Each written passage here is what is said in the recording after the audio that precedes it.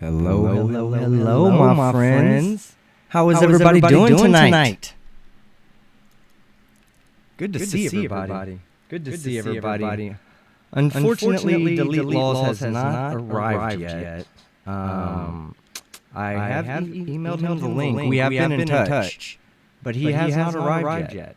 So I figured I'd go ahead and get the show started, and we will have a conversation. How's everybody doing tonight? A lot of crazy shit going on in the world, is it not? Shit. Just so you know, I made mention of this in chat, and I'm not on camera yet. I'll be on camera in a moment. Right now, I'm actually eating a little steak snack, a little filet mignon snack. So you have to forgive me. I don't want to eat on screen while I talk to you guys. But I made mention of this in chat that Sunday nights are going to become a regular live streaming night again for me. They used to be a regular live streaming night, but I cut it off because I really needed to focus on making content and growing my channel. To be honest with you, live streams just do not grow a channel. Putting out content does. And so, I made the decision to stop live streaming as much and start putting out content, and that's where we're at now. So I've been making a lot more content lately. In fact, I think I did already this year alone. I've already put out more videos this year alone than I have the entire year last year. That's nuts. So we'll wait and see if Delete Lawz gets here, Mr. DeCastro.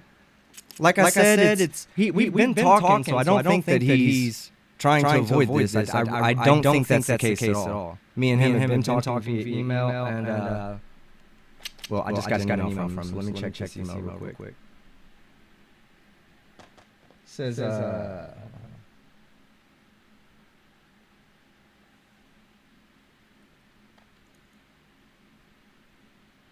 okay. All right, hold on one second.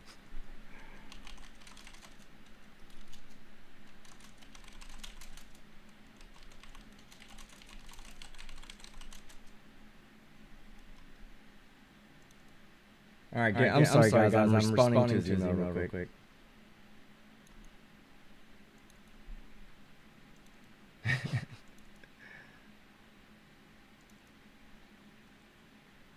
I'll tell you what, man, like this guy's a character. Echo. Oh. God damn it.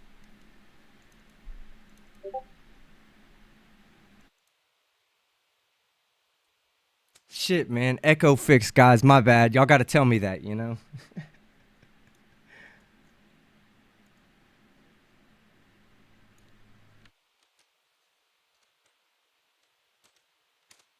All right, let me get the description updated.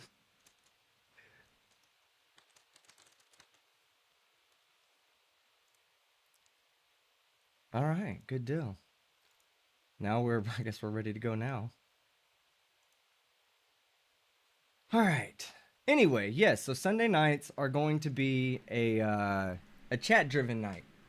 I'll be doing more interactions. I really miss interactions. That's one thing about doing a lot of live streams, is that I miss the interactions with the chat.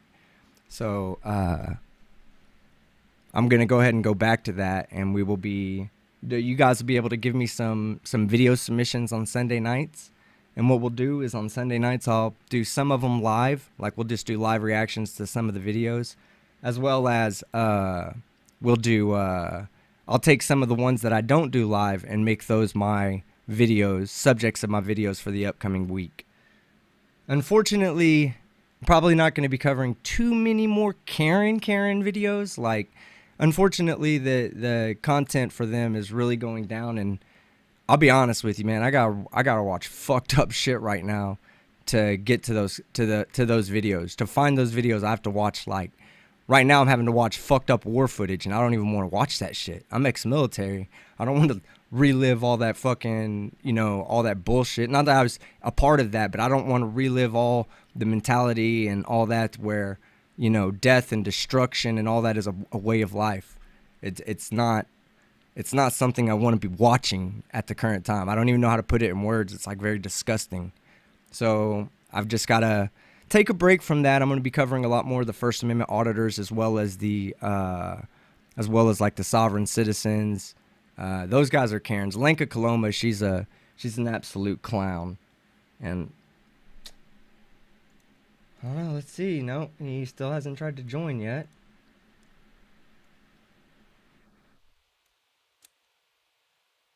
All right, so Sunday nights. I will probably start doing that maybe a week or two. You know, I really want to get back on the schedule to where I'm putting out about 3 to 4 videos out every week.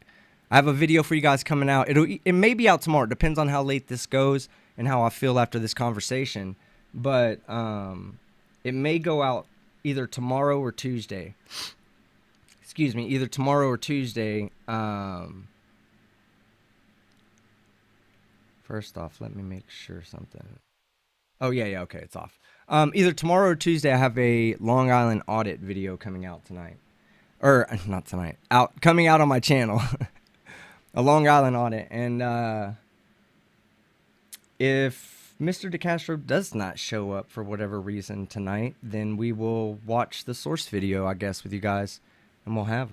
Do I cover more videos? Yeah, kind of. I don't have a problem covering the mores. I've covered a few of them. They don't really do so well on viewership. Like, I don't know why. Like, the Moors and the Flat Earthers are like, they just don't do well on YouTube. John Rapp, what up, bro?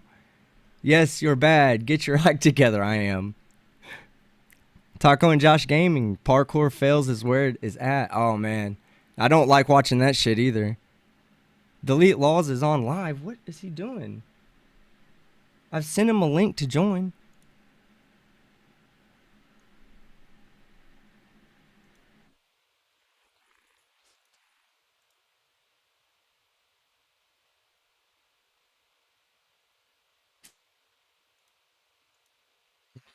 Try to figure out why he's not here. Oh, he says he needs a link. I've already sent him a link. Okay, I'll send him another one. It's not a problem. He just probably didn't see it when I sent it to him originally. Trying to give him the benefit of the doubt here, if you can't already tell.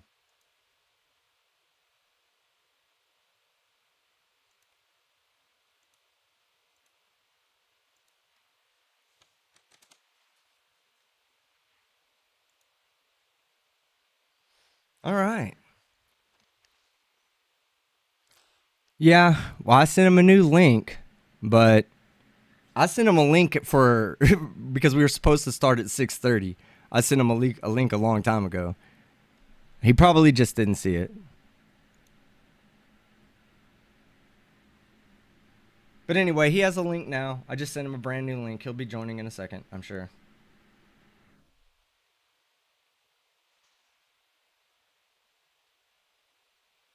I haven't even begun to eat my steak. I'll just eat my steak when he's doing his presentation. So hello. Great to see everybody. You guys are amazing people. Y'all been fucking showing up to my live stream, showing up to my premieres, and I appreciate it a lot. How about Clipboard Boy? Tonight, Team Skeptic reveals that he is in fact Mallory with a voice. Okay. Oh, what up, man? How you doing? On Team Skeptic here. Let me turn this up. Let me throw my headphones on, Mr. Skeptic. Yeah, sure. Go ahead.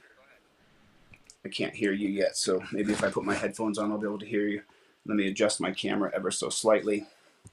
And I will show the viewing audience at home what I'm looking at so we can see it. I'm going to put on my headphones so I can hear you. Turn off here. Okay. Are we there, my brother? Can you hear me? Oh yeah, we hear you loud and clear. Actually, okay. My bad. Let me put on my headset so you're not hearing yourself, because that just so I can, because I do have an audience here, and I want to make sure that everybody gets the opportunity to see what we're talking about. I wonder if you guys can hear what he's saying. I sure hope you can. And so I'll kind of paraphrase his questions, and so I have a few questions for you, Mr. First of all, what do you want me to call you? Give me 1 second so I can so you're not hearing yourself and I can hear you properly. Okay. That's on me. Give me a second. I do have him on here, you guys. We're on live right here Oh yeah, on. my camera just went out. Give me a second. Let me plug it in. Okay, dude. Okay, dude. I was actually just saying nice things about you, just so you know. I was just saying that our conversation has been nothing but fair. So that's hopefully this will work. I wonder if I can take this off and put on the speaker phone. I wonder if that would be possible. I think that I probably could because I want, oh, there it is. Okay, so Okay, now I'm back. All right, everybody should be good, and they should be hearing me. I can hear you. Yes, I agree. Our conversation has been very cordial in email. of course. Yeah, and that's the Yeah, way I I'm not prefer gonna, to do things. This is nothing new to me. Even though my topic of covering legal stuff and First Amendment auditors and sovereign citizens, even though I'm relatively new to that, the idea of having discourse is nothing new to me. It started with flat Earth and moon deniers and all that. So I'm able to have these right. types of conversations with people without it blowing up into inaudible fucking yelling at each other like retards, I know it. like I'm not I'm trying to do trying to, that. can you tell me how to put audio on this or put this on speaker? Is there a way I can put this on speaker? I can turn this off. Let me fix this off. Does that go to speaker now so the audience can hear at home? Yeah, we can hear you in both ways. Oh, okay. So here you go. Okay, guys. So here's how you'll be able to hear it. Sorry. And what I'll do is I'll just hold this bad chicken. Uh, go ahead and speak for me if you would, sir. Yeah, can your Are audience you hear there, me? brother? Yeah, I'm talking. Yeah, my audience cannot hear you. So I wish there was a way we could do this dually. You guys may have to join me on his channel. Yeah, However we have and to do it because I want to make. I want everybody to know part of this deal was that he gets full access to the entire live stream, unedited, uncut, so that everybody can see the full context of everything, so nobody's taken out of context, because that's not what I do.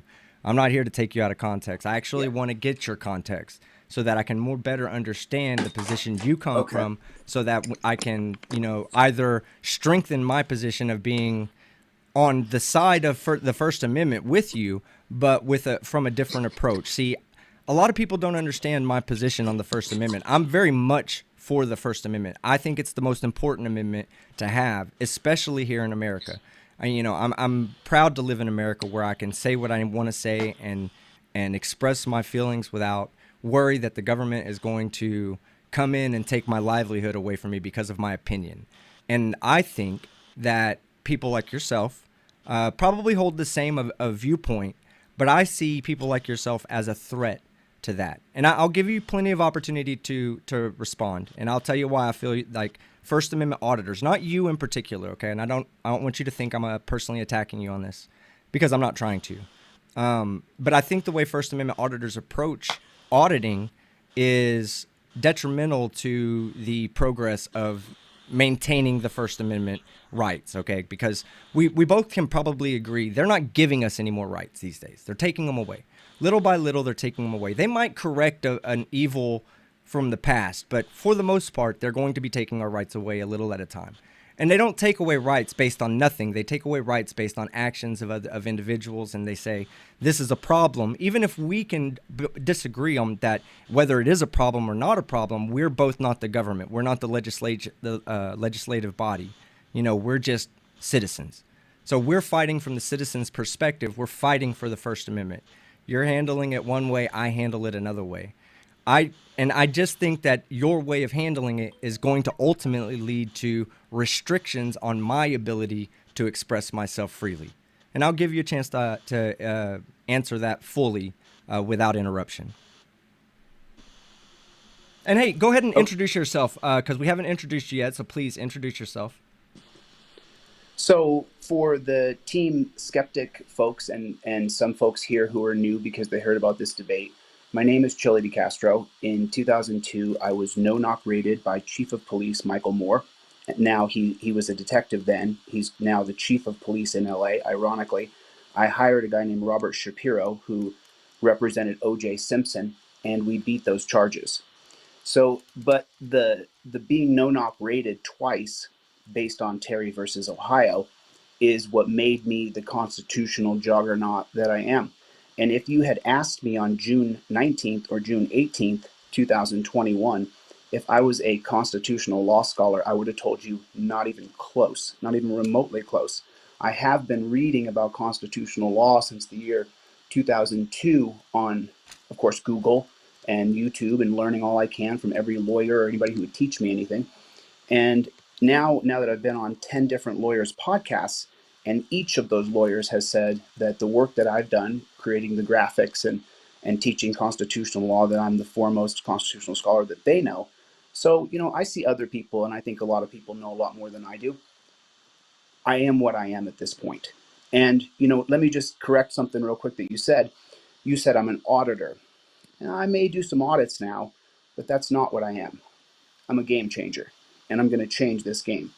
So the first question that I had for you is, do you believe that reasonable articulable suspicion is a reason for the police to involve themselves in your life? Absolutely. I'm one of those people that don't want the government in my life unless it's absolutely necessary. So, absolutely, I do want the police to have some sort of valid reasoning if they're going to interject themselves into my personal life. So then you're against reasonable articulable suspicion. Well, no, I mean your definition of reasonable and my definition of reasonable may be different.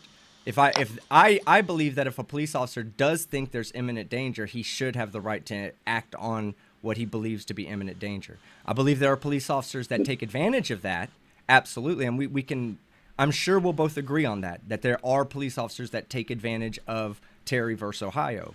But for the most part, the purpose of Terry versus Ohio is to protect the average citizen. So if a police officer believes that there is an imminent danger or an imminent crime that is about to occur, then Terry versus Ohio does stand to be valid, in my opinion. I thought that you, though, were for the Constitution and the Bill of Rights. I thought that's where you and I truly aligned. And the Fourth Amendment's very clear that no warrant shall issue but upon probable cause, supported by oath or affirmation of the victim. So, but now you want to create a caveat to the Fourth Amendment. Would that be a correct thing to say? Yeah, sure. Yeah, sure. The Fourth You want a Amendment caveat? is, well, all amendments are open to interpretation. The law is written the way it is, and scholars, they will be the ones that go forth and determine what the legality of the wording of the law, or how the law is to be applied to modern society. We live in a society. We can't allow a law. The 13th Amendment, I'm here to abolish the 13th Amendment. You know why? Because I don't think that anybody should be a slave. And in the 13th Amendment, they say all people are not slaves except for those that are incarcerated. I say that's an ignorant amendment to have. So I'm not a constitutional absolutist. So I do believe there are caveats that need to be considered when it comes to each individual amendment. And the Fourth Amendment, I do believe the Fourth Amendment, as the Supreme Court will agree with me, has protected or is protected or does protect people that are under valid Terry stops. They are protected by the Supreme Court decisions. But the thing is, though, Mr. Skeptic, is that we're seeing not one video, not 10 videos, not 1,000 video, but tens of thousands of videos now on YouTube. There are persons like myself who have entire careers that are based on making sure that we record police for transparency. And what you're saying is that you're not really for the Constitution, you're more for a police state. No, I'm more for society succeeding and moving forward. Yes.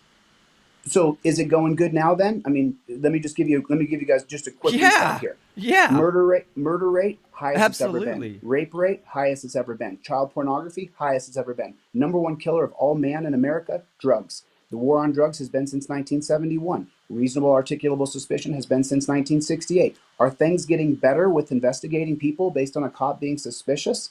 Well, it depends on what your definition of better is. If you want to say that from one date to the next date, this is the timeline that I choose to look at, then I'm going to invalidate you by just extending that timeline back about 100 years and saying, look where we've come at in 100 years of society. And we are better over 100 years. We're much better as a society, whether it's the way we handle delivery of medicine to our people or the way we control lawlessness in the streets. 100 years ago, it was worse for America than it is today. Your audio fell off. Your audio fell off. I'm not hearing you for whatever reason. How to do it, and I just continue. You're back. These You're back. People You're who back. can call my phone when I put it on private. It's so frustrating. I'm going to go and fix this phone. But hold on a minute. Things are not better. We have more people in prison than China and Russia combined. Both Trump and Biden said, look at China, look at China, look at China. Yeah, I'm all for prison No, reform. no, it's not prison reform. The problem is we've given these jackboot thugs full permission to investigate people based on their suspicion. And when you can put someone in a dungeon for something as small as a fingernail that you can slip into their pocket, thousands and thousands of people who get bonuses and promotions based on arresting people are taking people to the dungeon and torturing them on the way. Things are not better. We're far worse than every other country in America. Hold on. Correct me if I'm wrong. You're looking at one aspect, though. You're looking at only one aspect of society. Yes, there are things that need to be changed. I've already said, number one, the 13th Amendment needs to be changed, and that goes right along with what you're saying now. You know, we need to abolish the privatized prison system in America. I've said that for years. That's a system. Who created the private prison? Regardless of that, it wasn't created by the founding fathers of the United States who wrote the Constitution. Here we're talking about the Constitution. We can talk about prison reform, and I'm sure that you and I would agree on things like that. We could talk about the caveats to certain amendments that need to occur, and I'm sure you and I would agree on that. And we could talk about the importance of the First Amendment, and I'm sure you and I can both agree on that. But we won't agree on, and we'll never agree on, the approach of harassing a police officer in order to say, look, you're violating my First Amendment rights. We're not dealing with robots, right? What I see you doing, and I just want to address, are you okay with me moving on to, let's say, talking about your stop? Will you give me 1 second? Give me 1 second. Yeah, go ahead. 5 seconds to do this. Yeah, go ahead. Go ahead. You guys having a good time, chat? I hope y'all are.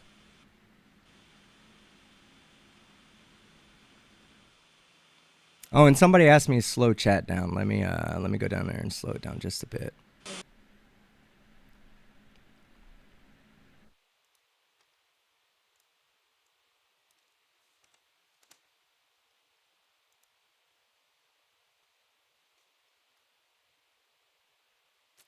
Oh no, it just removed all my super chats. Hey, I will go. I'll at the end of the thing, I will read super chats off to you guys at the end of the show. Oh, you're back. Okay, good. No, you're good. Battery 90%. I can't hear you.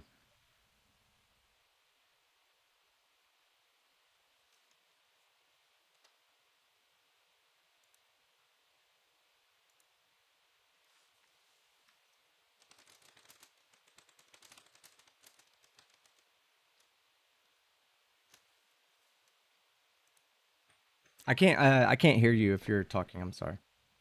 Yeah, don't know if you accidentally muted the mic or what. But you're not muted on my end. You're good on my end. As soon as your mic comes back, if try rejoining the call, maybe the audio got off track.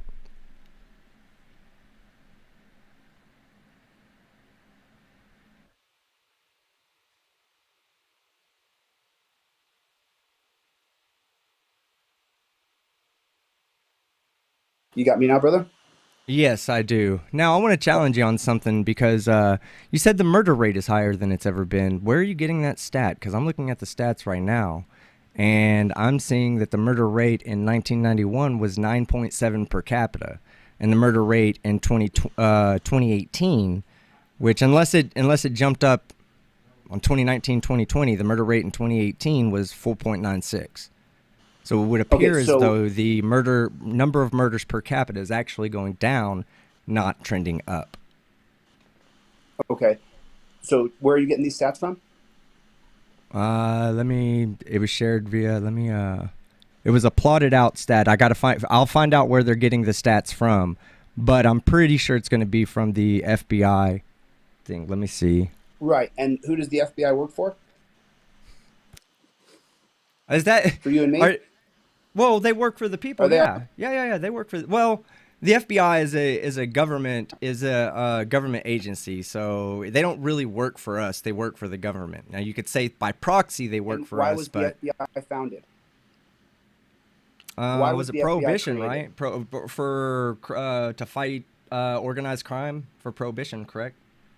Eisenhower. Okay, I won't keep your audience in suspense. The FBI was created because the police were so complicit in the alcohol game.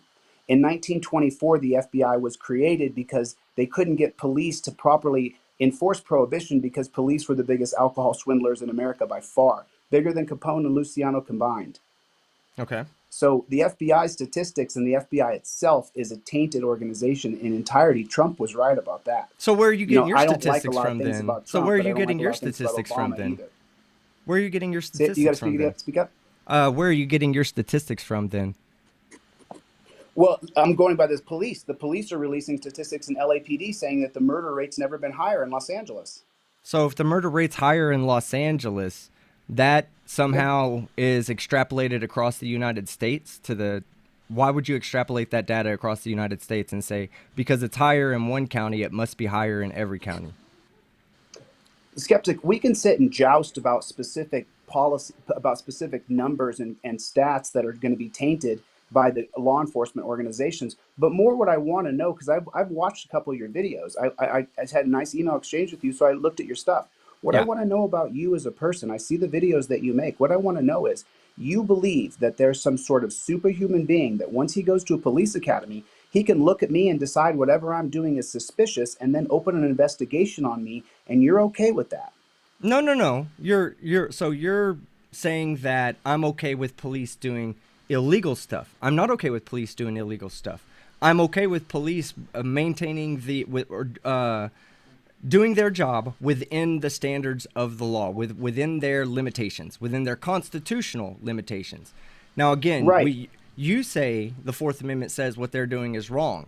I say that as a society, we'd be ignorant to tell the cops that you must let them commit the crime before you can interject. You cannot watch a bank robber walk up to the front door with his hand in it, with his mask over his face, hand in his waist, and getting ready to go in, and wait until he actually makes his entry to go, okay, now it's time for me to act, after he's already put other citizens in danger. No, if he sees Please talk that, into your mic, sir. Please talk right into your mic so we can hear you. Okay, yeah, okay. There. I can hear you talk right into it. Yeah. Sometimes I record from this angle and I'm looking at you here. So I can please, I'm asking you. I'm not telling you what to do. No, you're good. You're good. Okay. So, just so people can't hear you unless you talk right into your microphone. Yeah, no problem. And like I said, I'll give you a HD copy of this so you're coming through clear on my end, and I'm not going to mute you or anything like that. So you'll have every opportunity to express yourself here. Now, I think that the police officer's job is to police the population. It helps society in general. I do not think over-policing helps. I do not think, absolutely, how does it not help? How do you enforce laws? Okay, I'll tell you why. We've never, ever been able to make the Bill of Rights come true. We've never, in the history of time until the digital era, have had the opportunity for the Bill of Rights to be a reality, because it's simply put that man is corrupt. When you allow police, which solve less than 4%, 4% of the time are they there, less than 2% of the time do they Johnny on the spot stop a crime. Okay, are you speculating here again, or extrapolating, speculating? Well, hold on. Well, then where are you getting your information from, though? Because if you're telling me that my information source is tainted, then how do you know that your information source is not tainted? Okay, we got thousands of people here. Let me just ask you, how many times do you read in the front page of the paper that the cops stopped an armed robbery in motion? Very seldomly. But meanwhile, you read all the time about how cops hurt and abuse people using Terry versus Ohio.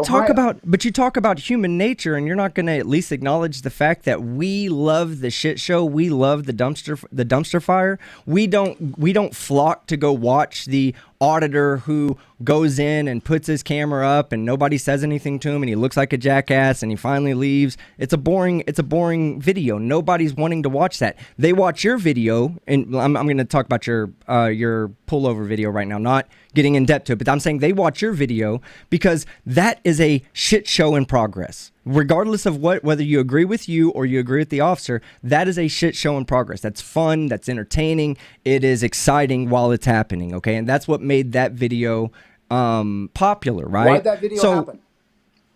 Because you chose to, because you were being an asshole to the fucking cop. And I'm sorry, I'm saying that. You're like, hey, okay, DeCastro, look, what do you want me to call you? Delete or DeCastro? Whatever, Chille, it's fine. Chille, okay, look, I say stuff like that, but in no way am I trying to be aggressively insulting to you. I'm just saying, in my opinion, well, I don't do politics, and I'm definitely not a liberal or conservative. I'm more of a centrist. I believe in libertarianism to an extent. I understand that the government has to come in on certain things. We have to have the government for healthcare. We have to have the government for policing. Otherwise, we'll live in an anarchical state. You don't want to talk about the Fourth Amendment. That's the problem no. right now. No, we started talking about you getting pulled over, and you tried to tell me that to stop calling you an asshole. I was just saying that colloquially. So I'm not offended. I just wanted to make sure we don't devolve into name calling. So let me say something. The police pulled me over where there was no victim. There was no victim. The Fourth Amendment says that no warrant shall issue, but upon probable cause, supported by oath or affirmation. When I turn around at midnight and there's nobody around, and the cops pull me over and they realize I'm not drunk at that point, leave me alone.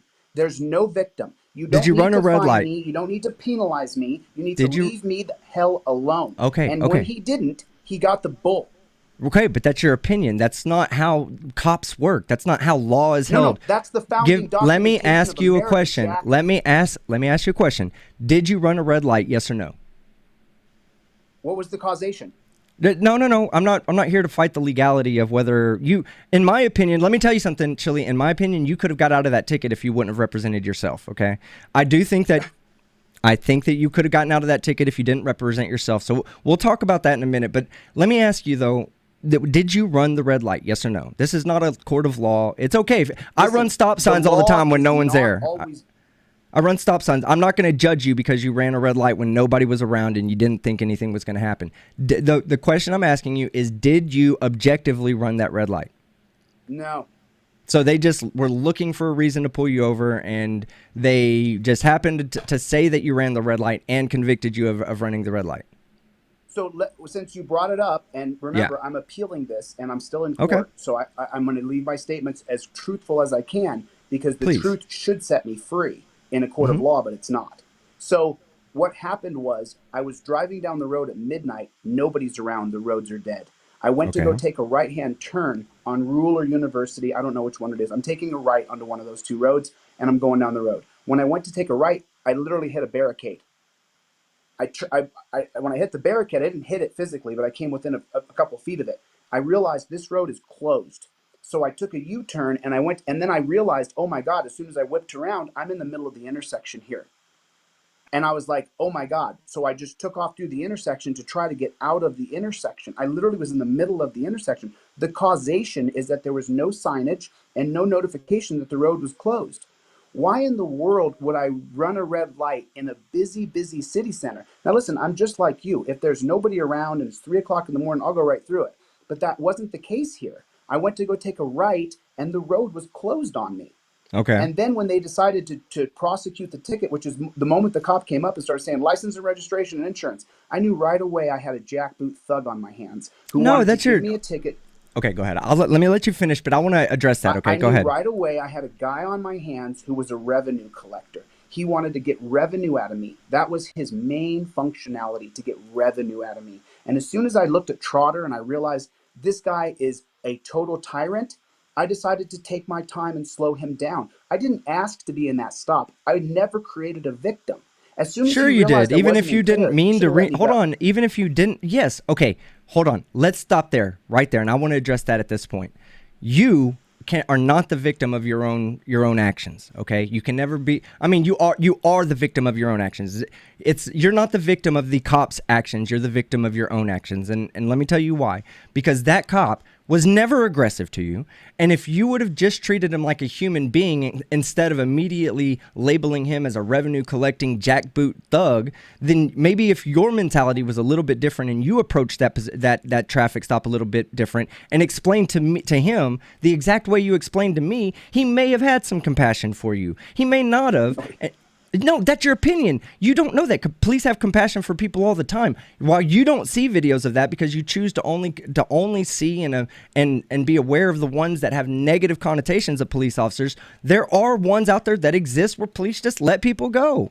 They in the video that I'm covering on Long Island audits, the police officers catch a guy that's got some weed on him. You know, Long Island audits interrupts that traffic stop. You know what they were in the process of doing? Letting the guy go. What a revenue collecting jackboot thug that cop was, right? And I'm sure Long Island Audits is going to portray that guy, or it's happened about 7 or 8 months ago. So he already portrayed that guy as the same way that you portray him. Not all cops are bad. And that is my position. That is why people like yourself who are very vocal, I'll give you that. You're charismatic, you're well-spoken, you're very vocal. But what you're going to end up doing is people like yourself, not you, but people like yourself one day are going to be put in a position where something major is going to happen. And then they're going to reevaluate what should and should not be allowed for First Amendment auditors or people that are running up on police officers, sticking phones in their face, should and should not be allowed to do. And I'm sorry, we're going to disagree on it, and that's fine. We can agree to disagree, but I'm going to disagree with you on your methodology. Go ahead. I didn't want to interrupt you. I let you finish. So now let's get into true philosophy here. Okay, I want to get into the true philosophy. I'm for law and order. I'm for the social contract. I'm for the Bill of Rights and our Constitution. So, can you do me a favor and explain what you mean by the social contract so I can get a good understanding of what you mean? Another name for the social contract is rule of law. For people who are listening or watching and don't understand what I'm talking about, our country is founded on tri-philosophy, on natural law, on social contract, and checks and balances, 3 different Enlightenment thinkers. Now, they all put the natural law by Locke. The prophylactic over it is called the social contract, which is rule of law. Omnium omnius contra omnia, which means a war of all against all. If we don't all agree to live by a set of rule of law, then what will happen is it'll go into anarchy, and anarchy won't work. Neither will volunteerism, because what happens is that always leads to violence. When every different faction understands that there is a rule of law that must be followed, then what happens is we don't kill the guy who ran over our kid. We then let rule of law take due process and due course. So now, with that being said, the third layer of philosophy over the top of those two philosophies is called checks and balances, written by Montesquieu. So now, it's very specific. Checks and balances are supposed to have checks and balances on power. And what we have done as an American government or society is we have not put checks and balances on power. And as you know, power corrupts, but absolute power corrupts absolutely. So now when we go back to the founding documentation, we're based on one major philosophy, that liberty. Can I agree with you for 1 second? Can I agree with you for 1 second, okay? Because I believe wholeheartedly, well, give me a second. I believe wholeheartedly in what you say about holding the government in check and making sure that what the government is supposed to be doing, they're doing. I can back that, okay?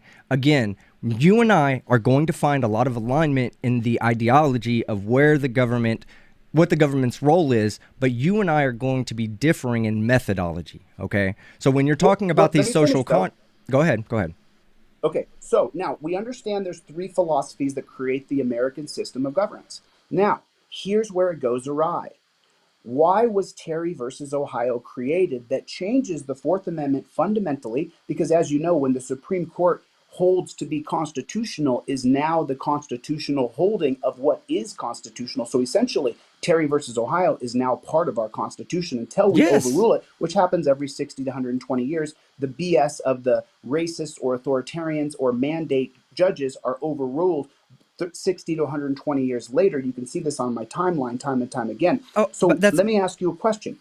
Why was Terry versus Ohio reasonable, articulable suspicion? Why did that replace the 4th Amendment that says that you're free and no warrant shall be issued, but upon probable cause, and then supported by the victim? When you're investigating someone for marijuana or making an illegal red light turn, where's the victim? So this all goes back to Terry.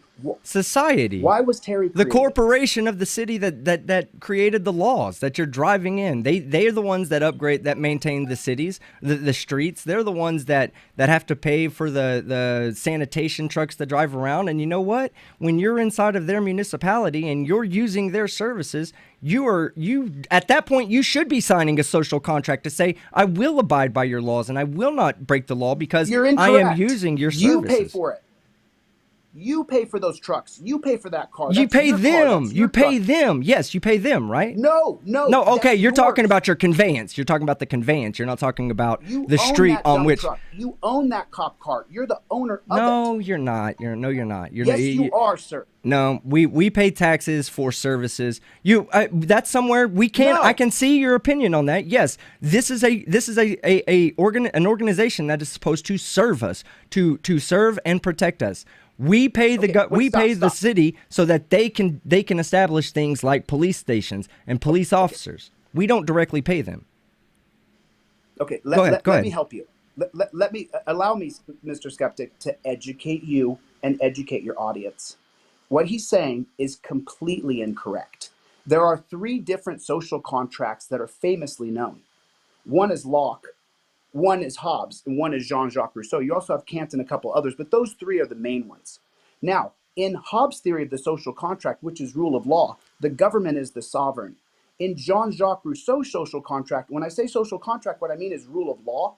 Rule of law. So now, Hobbes' social contract, rule of law, says that the government is the rule of law, the government is the sovereign. The one we live under is Jean-Jacques Rousseau's, which says that the people are the sovereign, that we are the power. When we pay taxes, and a lot of people who follow me can't stand the idea that we pay taxes, but let me just help. Sure, I It's in the believe 10th that. Amendment. The 16th I believe Amendment, that. Let me Yeah. finish. The 16th Amendment is the debate. What you're saying is fundamentally false. You pay for that dump truck, it's yours. You pay for those police cars, they're yours. So why don't you just are go the jump in? sovereign, sir. Let me ask you a question. Why don't you just go jump in a police car and drive off with it then?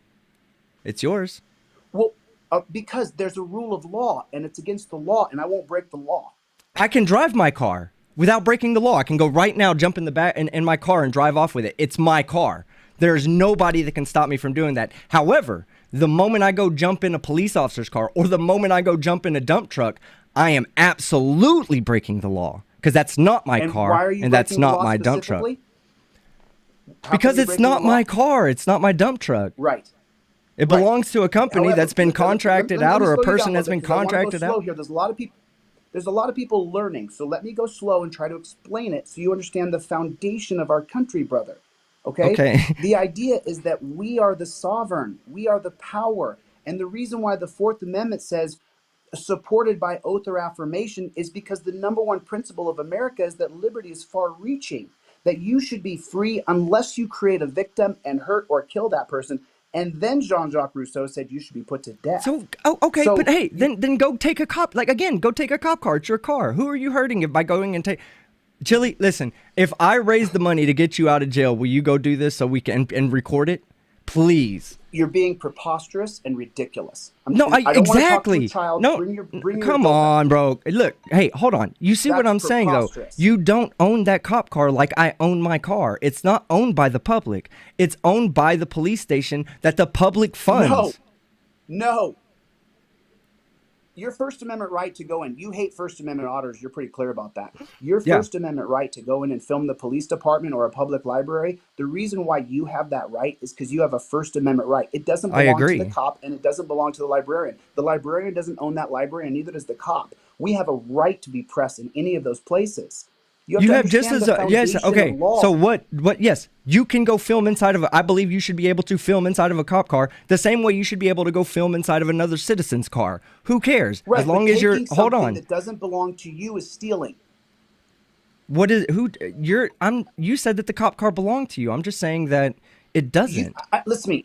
Fundamentally, it belongs to the people. If you take it away from the apparatus that we've designated that car to belong in, then you're stealing, and that's against the law. Okay, so when Come you on, say it dude. belong, no, you're being hyperbolic. Okay, you're saying it belongs If to I the take- people, let me and be you're simple- saying let it me make it belongs simple. to me when I say it does not by definition. Let me make it simple. Okay. If you and I have a company and we buy a company car, Uh huh. and then we leave that company car in the garage for the employees, and then someone comes and takes that car, who was a former employee. He's not a part of that group. That doesn't mean that the car's not owned by the corporation of which he worked for or used to work for. You don't have a right to take things that don't belong to you because that's stealing. I understand, but the whole premise of this conversation began with the car. Car. Yeah, but you said it belongs to you and it belongs to me, and it does not. It does. No, it doesn't. How? Where? The company, whoever buys it through our tax money, yes, they buy it, they use it through proxy, but this is part of the law. This is part of the 10th Amendment. This is part of what allows us to give and establish municipalities inside of states, counties, and cities inside of those counties. I mean, this is all protected by the 10th Amendment, and it's upheld by the Supreme Court. What's protected by the 10th Amendment? Taxes? No, the ability to I was saying the ability for states to govern themselves, to create within themselves their own police powers and within yes. Okay. Otherwise, without that, any police would be invalid without that, because then you would only have federal police. What you're missing is that unless a victim has been created, and when you create a victim, then you can have a warrant issued. Reasonable articulable suspicion means that some guy who used to do whatever he did, whatever he did, now he signed up to a police academy. Now, whatever he considers as suspicious, he has the right to put you in handcuffs and no. And I fight again. I'm against that. No, if he has a valid right, yeah. If it's protected by the Constitution, absolutely. If he's doing his job properly, absolutely. Terry versus Ohio. Terry versus Ohio. Look at the circumstances regarding Terry versus Ohio are absolutely the reason why the Fourth Amendment should be interpreted at times to not keep cops from being able to prevent crimes that are absolutely about to happen. No, and let me say something. You as a police officer have no right to do anything to me unless I've broken the law according to the founding documentation. And that documentation has its supremacy clause, meaning that anything created after it is invalid, including Terry versus Ohio. Terry versus Ohio is unconstitutional, and you never answered the question. Why was Terry versus Ohio even created? How come? Because a police officer witnessed that a crime was about to happen, became suspicious of the crime, went to pat the person down, noticed the bulge. I don't know if this was the one where he noticed the bulge, but I understand what Terry versus Ohio is. This is where the police officer went in and he stopped a crime that was about to happen. I don't know the specific details. I'm not a constitutional expert. So what I'm saying though, self-proclaimed. We'll say that. If you were a constitutional expert. I'm not a procedural law expert in a court of law. I'm a constitutional expert. Well, that's obvious. Let me tell you something. Terry versus Ohio was created to stop the civil rights movement so that cops could run up and grab black people. April 4th, 1968, Martin Luther King Jr. was killed, assassinated. April 5th, 1968, Earl Warren and Lyndon Johnson met privately in the White House. Those tapes disappeared. We don't know where they are. At that so point, Terry versus Ohio is a racist thing now? Take out the Black Panthers. So Terry versus Ohio, in your opinion, is a movement by the police, by the government based on race. Yes.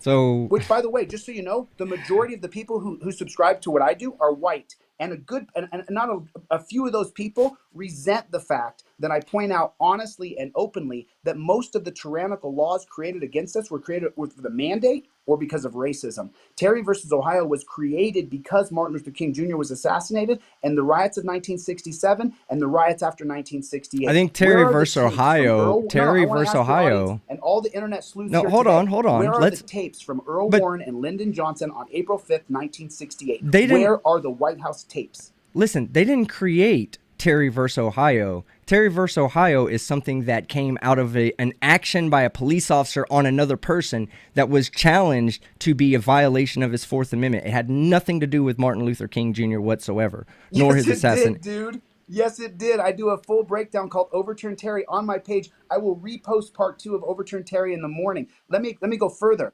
So Terry versus Ohio is based on exigent circumstances. Exigent circumstances come from what? Yes. Where do they come from? What does the exigent circumstances clause come from? I mean, go ahead and inform me of what you want to say. The 1925 case of Carroll versus United States based on a mandate that banning alcohol is essential. And banning alcohol became the number one most important thing for everything in America. And once that mandate had been passed, well, then we leave substantive law and we go to judicial law, meaning that the process of law. So in other words, now, because there's exigent circumstances, cops can supersede or circumvent your Bill of Rights if, number one, they need to seize evidence, which is illegal alcohol. Number two, if they say they're in hot pursuit. Or number three, there's going to be a loss of life. They used the exigent circumstances clause on John Terry when he was simply walking up and down a road and said the circumstances were exigent because John Terry, were they right? Man in Cleveland, let me ask you something. Were they right? Were their assumptions right? No, they were incorrect. Matter of fact, Childress, Katz, and Terry went to their graves saying we were never going to rob anything. Wait, so because somebody who got charged with armed robbery said they never had intentions of robbing something, we should just say, oh well, they weren't charged with armed robbery. They were charged with right. Well, no, right. No, you're right. Because they never got to the armed robbery. Is an oxymoron. It doesn't work. Gun law, those two words together don't work. So you see what you're advocating for, though, right? You're advocating for not preventing the harm to other citizens, right? These guys didn't just not prevent harm from other citizens. These cops victims out of citizens. They did not. In Terry versus Ohio, they prevented a robbery, regardless of what Terry. They did not. That's not true. You're making things up. They just picked 3 random people and found weapons on them. No, let me explain it further. Martin McFadden started being a cop in 1924. That means from 1924 until 1954, for 30 years, he did what? Enforce black codes. Meaning that his job was to instill fear and intimidation into the black community. When desegregation happened in 1954, who was the number one people who would not enforce segregation? Police. That's why the National Guard was called in time and time again by Eisenhower. Well, I'm going to say it like this. Fact. No, this is a simple interpretation of history, and I agree that you're interpreting facts to fit a narrative, in my opinion, because you don't have any, like, listen, hold on, give me a minute. I'm not trying to be insulting here when I say that, because we all interpret facts. That's what we do. We just interpret facts. And sometimes, especially, you'll say it about me, I'll say it about you, we'll both agree that we each have our own confirmation bias that we have to fight against. So when we interpret these facts, sometimes we interpret them in favor of our own opinions. And I believe that you're interpreting a lot of things, you're making a lot of speculations, because you already have a preconceived notion of what police are and how bad every single police officer is. And you're going to look at you're going to see Terry versus Ohio as a way of violating citizens' rights. That's what you're going to see that as, which is a fundamental disagreement, because is it true or not? No, it's not. The Supreme Court has already ruled upon this. It's not. Good job. Things are going great in America? Absolutely. Well, it's not great in America, I would say, but it's better than it was 100 years ago. I guarantee you that. Is it? It's better than what it was 200. Yeah, absolutely. We're on the verge of a civil war. And the vocal minority is not going to make a difference in the Civil War, man. Let me tell you something. It's a vocal minority. 3% of people who opposed the England in the Boston Tea Party. Okay. These are facts. Who was the number one lynchman? There's a lynching graph on the poster that I sell. You can go to DeleteLawz.com and look at the poster that I sell. Just out of curiosity, how did that work for the South? From 1892 until 1965. Let me ask you a question. Who was the lynchman? I have no idea. The police. Okay, there were bad people back then. I agree with you on that. No. Like, who was the lynchman in 90% of those lynchings? So you're going to tell me that there were bad people during that time? Absolutely, I'll agree with you. Okay. That's what I'm saying. How many lynchings are occurring today? How many lynchings are occurring by cops today, right now? How many people are just being strung up, put in trees? No, there's not. Come on. Millions? I'm not talking about millions? An actual rope and being put in a tree. Okay, so society's better. Lynched. When you have to pay thousands in fines, you have to go to court, and they say just go with the cop and you're going to get a fair shake in court. That's why since 1968, we've gone from 300,000 people in prison to 2.5 million people in prison. I'll agree with you on that. No, I'll agree with you on that. No, and the disparity is, we could talk about that all day long, but that's not what we're here to talk about, is the disparity in the courts and in the court system, because I don't think it's necessarily just a black-white thing. I don't think it's that simple. I think it's a socioeconomic thing. I think a white man who has no money is at a severe disadvantage to a black man that has money.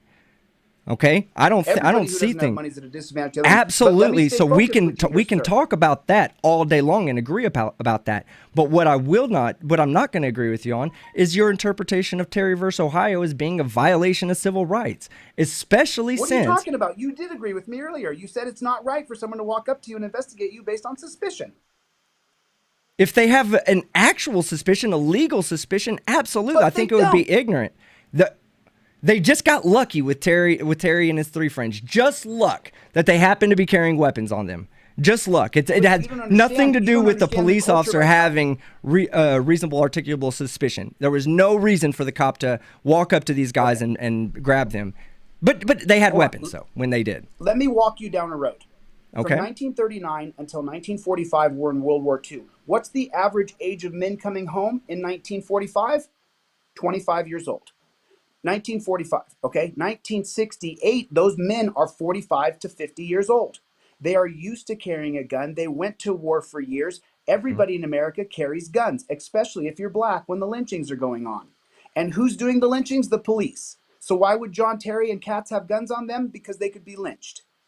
This is real, dude. This is not fake. And I'm not making up facts. I'm telling you the truth. Okay, so if I say I'm scared of my neighbor outside, right? And I feel like because I'm scared of my neighbor outside and he lives next to me, maybe he gave me a threatening comment the day before, that I should be able to walk around with illegal weapons that I'm not supposed to have, because if they were legal at the time, they wouldn't have been charged. There's no such thing as an illegal weapon. Stop saying that. That's your interpretation of that. There's absolutely gun laws. The Second Amendment shall not be infringed. I agree with you. Hey, I'm with you on that, but it is infringed, and there's nothing we can do about it but follow the law. How come gun rights are infringed? Why is it? I would say because we have excessive gun crime in America. No. What's the first gun law ever? What is it? I wouldn't know. The 1911 Sullivan Act by Tim Sullivan in New York. What happened when all the lynchings in the South from 1890 until 1901 were so horrifically bad? Black Negro laborers moved into the cities. They moved into... Artie.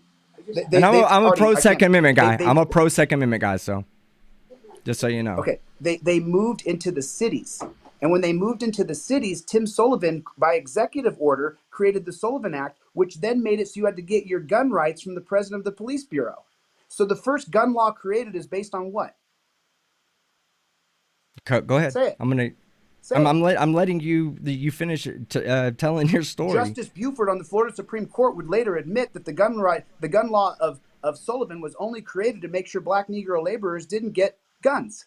So did they not overturn it? The president of the police bureau in New York made an open statement that he would not give a gun license to any black person. So why were gun laws created? Racism. Yeah, that's what you're going to say, but that's not what the base. That might be what the gun laws back in the day were being instituted for. But right now what's the rule today to get a concealed carry license? What's the rule? You can't be a felon. Can't be a felon. No, the rule is you got to get your gun license from the president of the police bureau, which is the chief of police. For me to get a concealed carry in LA, I have to go sign up to be a reserve deputy for the LA Sheriff's Department, which are all part of gangs. No way. It's still in effect today, sir. In that county or across the United States? Across America, for you to get a concealed carry license, it has to be approved by the police. That's still today. I don't know about that, man. Constitutionalist. No, I don't walk around and fucking try to act like I'm an expert in constitutional law. You're making claims without saying here's the statute that says this, so that I can look it up and to validate it. All you're doing is making claims. The National Firearms Act of 1934, which is upheld in the 1939 case of Miller versus the United States. What did you hold on emphatically well. What did you just say? What did you just say that registering a gun forces you to what? You have to register your concealed carry license with the police. Why? Well, probably because they want to know who the fuck has a concealed gun on them. Oh, did Adam Lanza not kill his mother and stuff her under a bed, take her guns, and go kill 24 kindergartners? Yes or no? Yes, he did. I don't know. I don't know who you're talking about. How is that license working out? Is gun violence any better in America than it was in 1911? Yes or no? No, it's worse.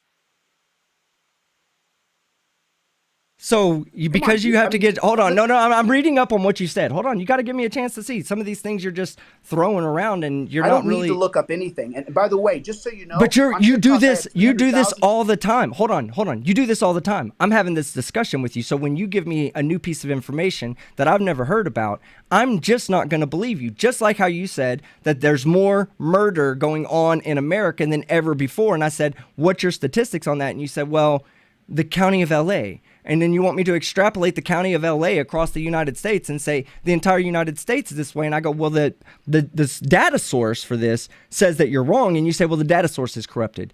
Well, I'm not going to extrapolate everything just because you say to extrapolate it. And I'm not going to disbelieve the FBI and the statistics on crime reporting just because you say I have to disbelieve them to believe your narrative. That's not going to happen here. I'm looking for the hard facts. Skeptic, I'm looking for hard facts. Instead of you looking online, listen, you're talking to me, okay? And Okay. on TikTok, I had 300,000 subscribers. I saw a bunch of people say comments. I had 300,000 subscribers on TikTok. The videos I made from June 20th until November 1st were seen by 20 million people, downloaded around the world. I've been fact-checked by millions of people. So if I'm sitting here lying to you, then that means 20 million views never caught my lies. I'm telling you the truth. What lies? God is my witness. What am I saying? That I'm not saying that you're okay. I see what you're saying. You have to get your No. gun rights from the president of the police bureau. Are you for that? It says right here that all I have to do is go register it with the sheriff's department to get a gun license, which I'm okay with that. Do you want to go register at the sheriff's department? For a gun license, for a concealed license to be able to carry one around. I live in Texas, so I don't have to. Okay, I don't have to have a gun concealed. You won't answer the damn question. Do I agree with that? Absolutely. They should be able to. Second Amendment says your right shall not be infringed. Let me ask it one more time, sir. They're not infringing your right. Go to the damn pigs and ask them if you can carry a gun. You shouldn't have to, but because of the circumstances. That's right. It's unconstitutional. But because of how humans have acted over the past 100 years and being irresponsible with gun ownership, that puts society in a position where they have to go and reevaluate certain amendments. Why do you? Okay, then you're saying reevaluate amendments. We were just talking about this, interpreting amendments. Okay. The Fourth Amendment, has it not been reevaluated? Yes or no? Okay. Is Terry versus Ohio not a reevaluation of the Fourth Amendment? No, Terry versus Ohio is based on breaking up the Black Panthers and based on stopping the civil rights movement. At its face value, what does Terry versus Ohio do? What's the purpose of Terry versus Ohio? Replaces your First Amendment, your Second Amendment, your Fourth Amendment, your Fifth Amendment, your Sixth Amendment, and your Eighth Amendment. Listen, you're missing the point of my question. From a legal standpoint, why does anybody ever bring up Terry versus Ohio? From a legal standpoint. Because it's unconstitutional on its face. It's based on racism, and it takes away all of our amendments. Okay, I'll answer the question for you, okay? Because it gives the police officers, when they do a search on somebody's body, it defines that as not being unreasonable when they make a search. It is unreasonable. Hold on, that's your interpretation. This is where you and the Supreme Court disagree, and I side with the Supreme Court, okay? I don't think it's right. I don't think police officers should just be able to come up and search anybody. But if a police officer is trying to stop a crime, then I don't think that we should limit their abilities to go up and stop a crime that's in progress. Obviously, police officers do not stop crime. That's not their functionality. Police officers fill out the report after you've been murdered. I can give you Warren versus District of Columbia, 1960. Chille, man. I love you, bro. No, I'm giving you facts here, brother. Warren versus District of Columbia. They call the cops. Warren calls the cops and says, hey, there's two guys here raping my roommate. Warren versus District of Columbia. And then they say, we'll show up to fill out a report.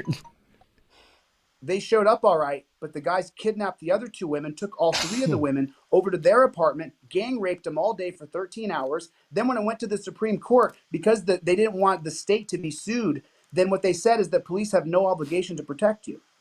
All right. That's the Supreme Court holding. So is Lawz versus Castle Rock. Chille, listen, we're having a great conversation, and I really do appreciate this. I'm not trying to derail this conversation whatsoever, but what I would like to do at this point is I would like to bring on just a couple of friends so we can all have a conversation. Just wait a minute. Hold on. We're not getting anywhere with our conversation. I care about getting the point across to your audience and to my audience. Number one, Terry versus Ohio replaced your First Amendment right to be press. because if you go and film police, you can be arrested. Terry versus Ohio takes away your Second Amendment. Wrong. If you have a gun because officer safety, let me finish. Let me address one at a time. Can I address one at a time, please? Can I address one at a time, please? Let me give them all, and then you can do them all at one time. Okay. All right. The Second Amendment, you have the right to bear arms and it shall not be infringed. It's based off the 1911 Sullivan Act, stripping your right, where you have to get your permission to have a gun from the President of the Police Bureau. And then if you do have a gun in today's society, if you have a concealed carry like Philando Castile, you can be blown away like Corey Jones on the side of the road for no reason. That was because fucked up. Officer safety is paramount. Your Fourth Amendment right to be secure in your person, houses, papers, and effects wiped away because of Terry versus Ohio. When the cops come up to you to investigate you, they can put you in handcuffs for their safety. Handcuffs are always torture. You want to be secure in your home? You can't be. Wilson versus Arkansas allows police to no-knock raid your home if they feel like they could be in danger as they enter into your castle. Okay. Your effects, your car is no longer sacred. This is why we needed to go one point. But hey, listen, go one point at a time because you just bombarded me with a whole bunch, and I want to address each one, bro. Come on. First, go to the First Amendment. Go to the First Amendment. You said that the hold on. Yes, you said that Terry versus Ohio limits the ability for you to be pressed. What Terry versus Ohio does not limit your ability to film the police, because you can film the police from anywhere. Any police officer that comes up to you, any police officer that comes up to you in a designated area and tells you you can't film him because he's doing something, he's a fucking tyrant. He doesn't need to be a police officer, or he needs to get a better give me a second to finish my whole thing, okay? He either needs to get a better understanding of what the First Amendment is, or he needs to be removed from his job because he's a fucking tyrant. However, when he's conducting a traffic stop, there is a sphere that gets set down that says this cannot be violated because I am conducting a traffic stop. I am in the middle of an investigation. And if these guys enter into that sphere and they're told leave and they go, no, it's my right, and they hold their phone, nope, that's my right to invalidate or to interrupt your investigation, they don't get a pass. They no longer, and it has nothing to do with Terry versus Ohio, because Terry versus Ohio doesn't take place in that. But what I'm saying is that just because a cop tells you can't film him when you get too close does not mean that he's telling you can't film him. You can step away and film from a distance like the rest of humanity has to do. You're not special. Incorrect. Go to number 2. Your data's incorrect, sir. Go to number 2. Okay, let me. It's coming out in my next video, so that's why I only brought that up. Allow me to retort. I have probably 50 auditors watching this. The reason why the cop can detain you when you haven't broken a law is Terry versus Ohio, sir. You cannot be detainment is arrested. Detainment is invented when? Terry versus Ohio. But how are you going to say that that's both a violation of the First and the Fourth Amendment? Of course, if he's of course, one at a time. We're just doing the First Amendment right now, right? Right, but you just brought up that that when they detain you, that's Terry versus Ohio. That's not that's not a violation of freedom of the press. In your eyes, that's scenario so everybody here can understand. There's lots of people watching. Okay, let's do it. If I'm filming you and you're the cop, and you say to me, "Hey, you make me nervous." Number one, the first thing is no auditor in the history of auditing has ever dropped their camera and attacked the police. Never happened, not once, ever in the history of people filming police. People filming all the time interrupt into this. I've watched the video. I can't. No. I can't show it on YouTube because it was obviously police violence, right? Because that's what they're going to say is police violence. But there was a person filming a cop doing his job, and she reaches over and grabs him and tries to pull him off. First thing she said before she tried to grab the cop was, "You can't stop me from filming." He cannot stop her from filming. That's absolutely right. But what he can do is stop her from interfering and for him doing his job. Now, whether he's doing his job or right. What do you mean incorrect data? You're just allowed to assault a police officer because you think a police officer's not doing his job? Assault does not interrupt. No. You can't even go in there and interrupt the police investigation. Yes, you can. Houston versus Hill, 1987. It is your God-given right to have the ability to interrupt police officer because your speech is not limited. This is from the Brandeis formula. That's fine. No. That's fine. If a cop's trying to tell you that simply speaking from a distance is interrupting his investigation and he needs to be re-educated on the First Amendment. However, then we agree that hold on. We only and it's being bastardized because of auditors. How about that? There is I agree, because auditors of this country. Oh my God, you're seriously kidding me. Like, I'm joking now. Like, I can't believe that you said that they're the heroes of this country. We have 100%. men and women. Did you ever serve in the military? I did. They're God not bless the you, heroes. sir. I appreciate your service. Thank Well, you for your service. I'm not. No. I'm not trying to say that I'm any more special than anybody else, but I can guarantee you that an auditor who runs up and puts a phone inside of a police officer's face to initiate a reaction so that he can put it on his YouTube channel for views is not a fucking hero to this country, nor is he a hero to the First Amendment. Okay. So let me ask you a question then, since we're going on this road. How come auditors exist? Well, auditors. Okay, let me tell you my first interaction with a real auditor in real life, and I want to tell you. Hold on. No. I'm going to tell you why, because you know what? This guy explained it to me. I was at the federal building in downtown Dallas, right, doing some paperwork, some tax paperwork. A group of people come in, all wearing the body cameras. In your mic, talk in your mic, sir. Okay, yeah. A group of people come in, all wearing body cameras and everything like that. They just walked into the room and occupied the space. They didn't interrupt anybody. They didn't go up and try to harass the people. They didn't go up and say, we want FOIA request on everything we can possibly get a FOIA request on. Okay, they didn't do none of that shit. So I was curious. I went up and I talked to him. I said, hey, man, what are you doing?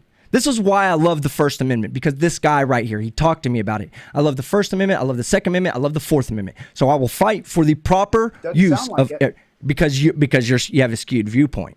Now, I have a skewed viewpoint. You started off by saying that you had a no-knock warrant. That automatically gave you a skewed viewpoint. You're automatically coming to the table with the idea that you don't like police officers, and that's fine. I'm not here to judge you for that. I'm just calling it as I see it.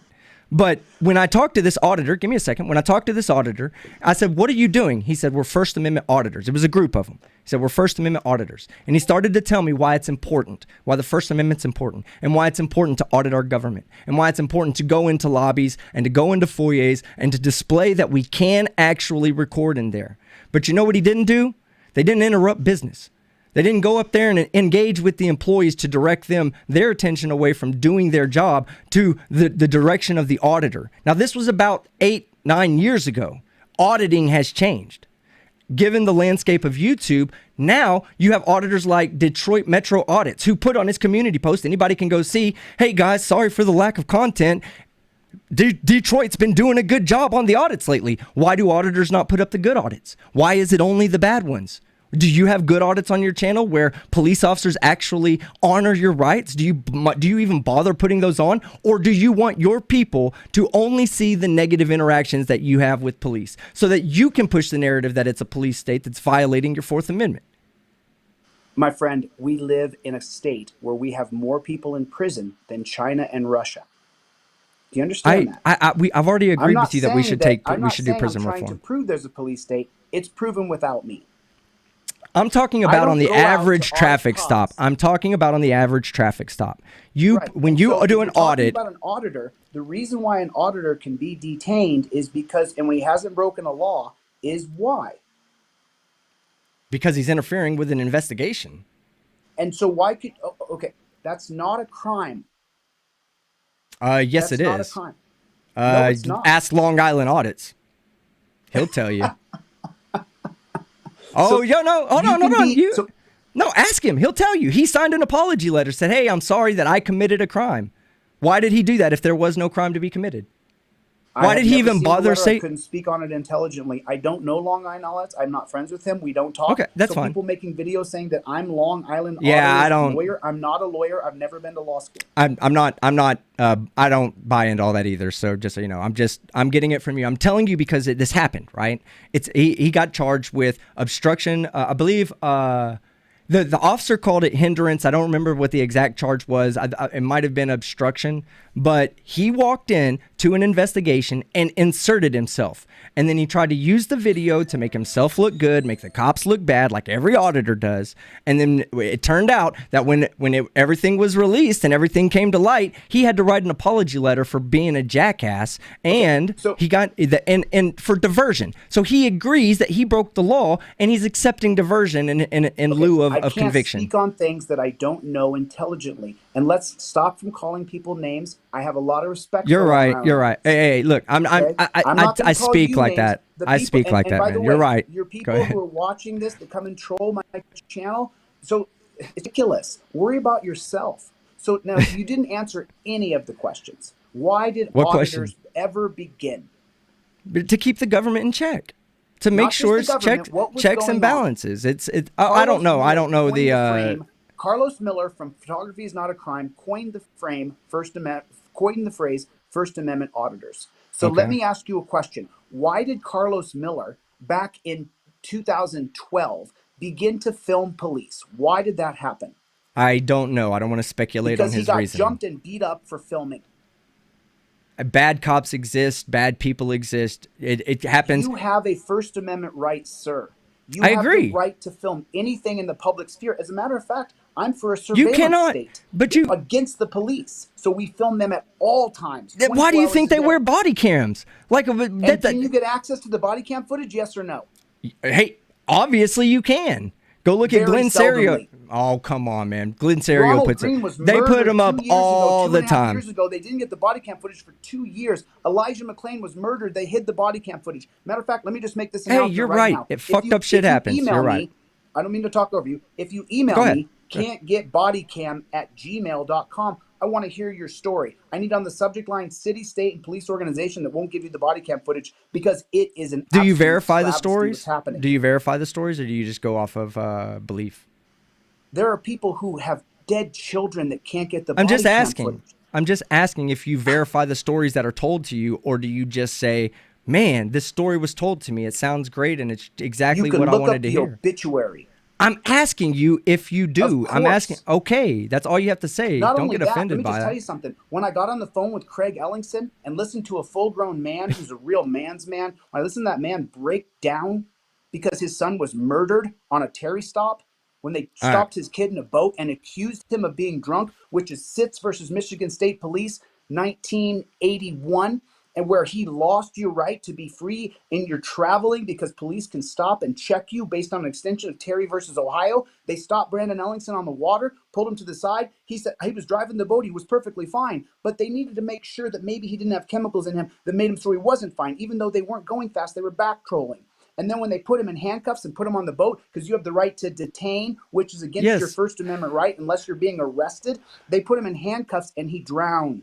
But the thing is that okay, well that happened, that is fucked up. But I don't know that all these stories that you're telling me, I'm taking them at face value and giving you the benefit of the doubt. I don't that want you're to not talk lying. about stories. I don't want to talk about Long Island audits. What I want to ask you is very I just said that. question. I just said that his exact actions contradicted exactly what you just said. You said they cannot put up a sphere of influence. They cannot put up a bubble around them and say, "This is my investigation bubble. You may not enter it." And when someone who, of course, Long Island Audit says, I'm just walking down the sidewalk, guys. Cop You're says, still going on go about back. Long Island audits and you Because refuse to answer the question. Let me ask you for the because fifth it's an time. exact. Why are people auditing police? I just told you to keep the government in check, to make Right, sure that. because police are murdering Did you people not going hear that? unaccountable. Yes, I And know we it can't happens. It happens. Yes, and we you're can't right. get the body cam footage anymore. That's we see body cam footage all the time being released. So the fact that I'm sure that if you want to cherry pick individual cases in which the body cam does not get released, then you will be able to find several of them that will all match your criteria. But if you go and you How many people look, here right now watching this, the 400 people, how many of you people can't get body cam footage? 400 people watching mine. How many people watching yours? I don't know. How many people can't get the body cam footage? It's ubiquitous, and it is a 7, pandemic of injustice across America. It's disgusting. 9:35. 9:35. Okay, so look, Love how you many guys. bootlickers there are? There's double the amount of bootlickers that there are people for justice. Why is You see everybody that? a bootlicker though? Why do you consider me a bootlicker? I stand up for Because you the support constitutional detainment. rights. You I support support detainment. I support legal detainment, not just detainment. There's no such thing as detainment. It's made up by the That's Supreme your- Court in Terry versus Ohio. The only reason the cops should ever be able to touch you is if you're being under arrest for a crime. So why hasn't it been overturned? Because every 60 to 120 years, the Supreme Court, after all those justices are dead, the new justices overturn it. Guess So, what? We're on the cusp of change with Terry Who? versus Ohio. Let me ask you something. You're a constitutionalist, correct? Is that fair yeah. to say? Okay, I just want to make sure. I don't want to mischaracterize you. What gives the Supreme Court its powers? Marbury versus Madison. No, The what? How ninth- was the Supreme Court established? The Supreme Court is established by Montesquieu's book called Spirit of Laws, published in 1750 in French and English in 1752. What's the constitutional amendment that gives the Supreme Court its powers? Article 3 of the Constitution. Okay, so you're a constitutionalist and you believe in Article 3, correct? I don't believe in Article 3. The Supreme Then you're Court not a took the power for constitutionalist. themselves for judicial review in Marbury versus Madison, 1803. That wasn't right either. Then you're not a constitutionalist. If you're a constitutionalist, then you would accept that the Constitution put the Supreme Court in power, and the Supreme Court has ruled on this to say that it is legal and it is valid, and it's not a violation of the Fourth Amendment right. The Supreme Court is not the power in this country. The people are. We are the sovereign, not the Supreme Court. This And is factually fundamental by John Roberts' write the social laws? contract. Do you and I write the laws? Yes or no? Who Yes. writes the laws? Who writes? No, we do not. Who writes the laws? Yes, we do. How do we write the laws? When was the last time Jesus a citizen Christ. wrote the law? Okay, let me explain it to you. We are It's a based on legislative Republican- process. It's a legislative We're process, based on a right? Republican system of representative, meaning what that means is Yes, I little know groups of this. people vote for representatives in their area. We are the sovereign. We empower that person to do our And bidding. they What is- used your voice, and up the line, it continues to get bigger and bigger and bigger. Your voice is part of that little voice that grows bigger and bigger and bigger. And that little voice is what empowers the Constitution. It's what enacts the Article 3, if that's the one that gives the Supreme Court its powers. And it's what tells the Supreme Court that they can look back and evaluate an individual case like Terry versus Ohio and say that it is not a violation of the Fourth Amendment rights. Your voice did that. Even if you didn't agree with it, your voting voice did that. You should be proud tell of you that something. and make changes see- with your voting voice. You Go ahead. will see Terry versus Ohio fall in our lives. No, you won't. Let me tell you something. There's the Taft Court from 1930 to 1930. William Howard Taft was Chief Justice of the Supreme Court from 1920 until 1930. Almost every single case that William Howard Taft held to be constitutional has been overturned. Why is that? Because now that we can look back on history with different lenses, we can see that what they did was unconstitutional. Olmstead versus United States, 1926. A lieutenant in the Seattle Police Department is arrested for what? Bootlegging, like all the cops did. Why the FBI? There's was bad created. people. We all agree on that. Cops are the bad people because what they do is you Right. give someone There- absolute bad power people and then you exist. send them to integrity Bad people training, and exist. that's not gonna work. Politicians are bad people. Cops are bad people. Auditors are bad people. Normal citizens are bad people. Bad people exist. People take their power and do things that they shouldn't be doing with it, and it happens all the fucking time because humans are humans. And that's fine. I can agree with that. I'm against that. Me and you would agree on that aspect right there, that we can both be against the idea that corruption should be supported. But we cannot throw away law enforcement. Law enforcement is an extension of the executive No, we branch. could throw away the term law enforcement in the trash. What we need is Why security would and we? education. Why would you think humans are going to change their nature and just not break laws? If given free reign to break laws, you think we're just not going to? Okay. Before 1980, what were police called? Were they called law enforcement? It doesn't matter what they were called. They're called law Yes, it enforcement does. officers now. Terminology What were they matters. called? What were they What called were they before called in the 1980? 80s or 70s? What were they called? They were I don't called know. peace officers to protect and serve across their cars is what it said. In 1980, when that piece of garbage, Ronald Reagan, came into office, he changed the name to law enforcement to make cops enforce drug laws where they were incentivized by getting bonuses and enhancements for their police department through I think civil asset forfeiture. we can all Ronald Reagan agree is the that there chief was some executive fucked who up ruined shit this that came country out of the that. most. Yeah, you're right. There's some shit that fucked up that came out of that administration in regards to crack, cocaine, marijuana, all that had problematic effects on America. Things that we're Not still working. problematic. We created the prison industrial complex I agree. that is Hey, you know overrun what? with Hey, people. that's the point that you and I can agree on. We could talk about prison reform. We can talk about the history of prison reform. But what we can't do is we can't just say I'm a constitutionalist, but I don't agree with Article 3 that gives the Supreme Court the power to make the decision on Terry versus Ohio. No. That is not fair of you to say that you're a constitutionalist, but you don't agree with the Constitution. The Supreme Court should be elected and broken up into 6 different districts where we elect those people, and every year they should be up for impeachment. Every year. We don't listen to me. So let me just give you this. That's your opinion, though. No, hold on. The 17th Amendment passed in 1913 does what?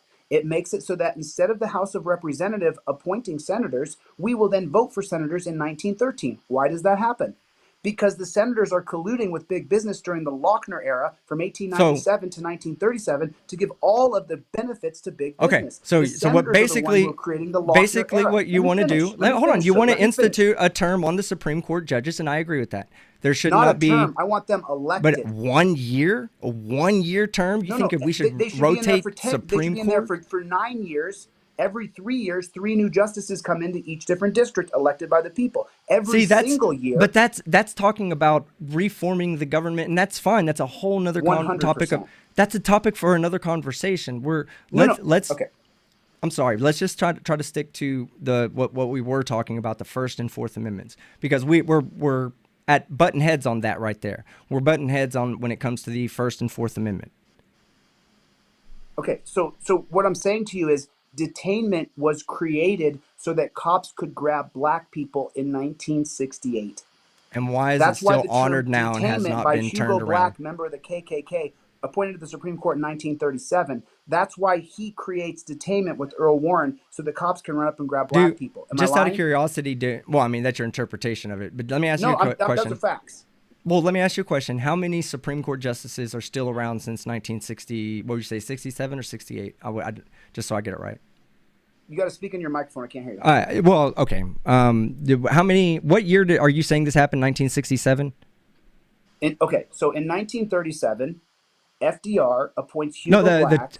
The Terry versus Ohio. Terry versus Ohio happens in 1968. 1968. Okay. So, how many Supreme Court justices were around in 1968 that are still around today? They're all dead. Okay, good deal. How come Terry versus Ohio hasn't been overturned then? It will be overturned. How come it hasn't? Because all the Supreme Court justices have to be dead, and then we have to look back on a lens through history. And they are all dead. They are all dead. Every one of the Supreme Court justices from Terry versus Ohio are dead, right? You agreed with me on that. That's why I asked you that question. Why was Olmstead case of 19? Why was it overturned? I don't know that. I'm not familiar with that case. Because those Supreme Court justices died, and then the new set said, you know what? It's not right for the government to tap into your phone. That's ridiculous. And so they overturned Olmstead versus the United States. Okay, but why have they not? Every single court case that William Howard Taft ruled on has been overruled. Okay. But except Terry versus Ohio, right? Or is that what you're saying? Terry versus Ohio passed in 1968 by that was 37, right? That was 37 you said was the In 1937, FDR appointed Hugo Black to the Supreme Court, who was still on the Supreme Court in 1967. Lifetime member of the KKK, an absolute piece of trash. Bad people exist. Does, absolutely. He creates this magical space called detainment, so the cops can do a little bit less than arrest you. But handcuffs are absolute torture. Have you ever been put in handcuffs? Yeah, absolutely. Who hasn't been? So you had your handcuffs behind your back for a long period of time? It's not torture, bro. I've been in the military. This is having your hands handcuffed behind your back is not fucking torture. Let me cuff you up. It might be it might be limiting your freedom of movement and your liberties. But during detainment, I'm okay for that being. There's no such thing as detainment, dude. When your motion has been stopped, you have been arrested. You were detained the other day. On your video, you were absolutely detained, right? Okay, I'm going to answer this in a little different way, because now the difference between the digital era today, 2021, and detainment of 1968 is now, once a cop says, hey, I'm giving you a ticket, you're in this detainment area, I should be able to agree to be detained.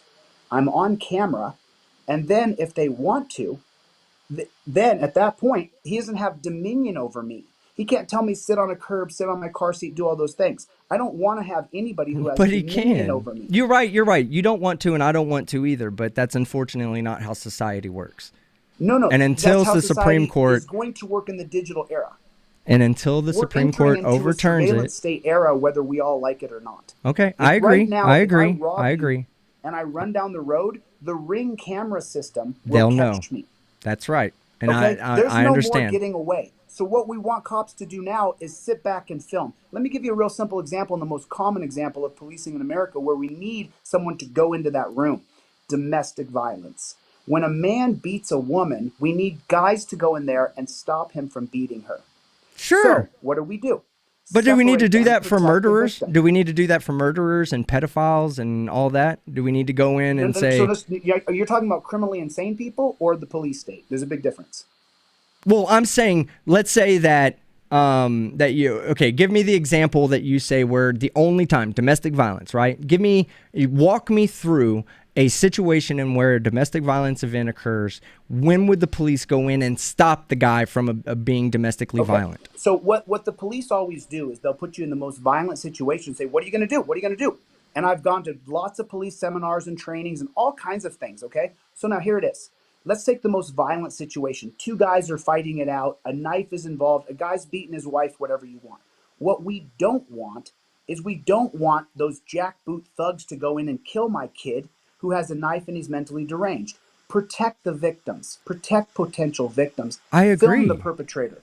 And then let the perpetrator know you're on film. The judge is going to see this. And if you continue, you're going to get more charges.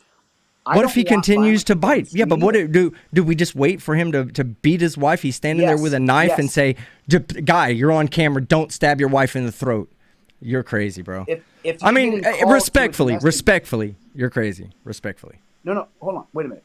You put me in a scenario, decided what it was, and then capped it. It's ridiculous. No. You said the guy has a knife, and you're telling him that's not what I said. You convoluted. Okay, hold on. I thought you said that the domestic abuser had a knife. All right, go ahead. Say your scenario again. What I'm saying is, let's make it you and me. You and I get in a fist fight, and you're getting beat up. The cops come. I don't like this. I'm beating you up, okay? So the cops come. They're saving your ass. They're saving your ass. I know. That's fine. That's fine.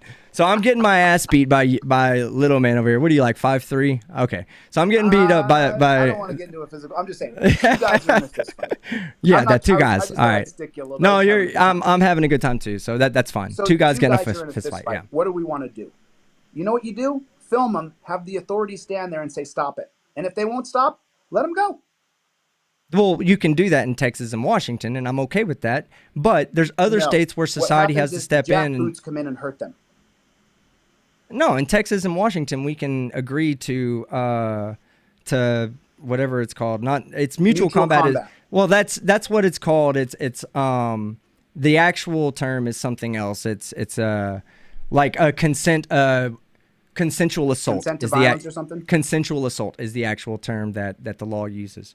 But if a cop shows up... How many fights have you seen play out where the cops record it and stand back?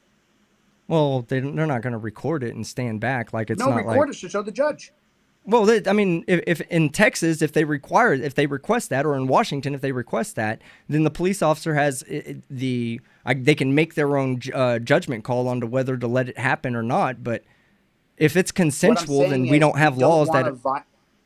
Go ahead. I don't want to interrupt you. Go ahead, sir. No, I was saying that for me, when it's consensual, like I've been in several consensual fights. Like I'm not, like the police have come up, find out we're fighting. We say, hey, we got an argument. It's consensual. They let us go.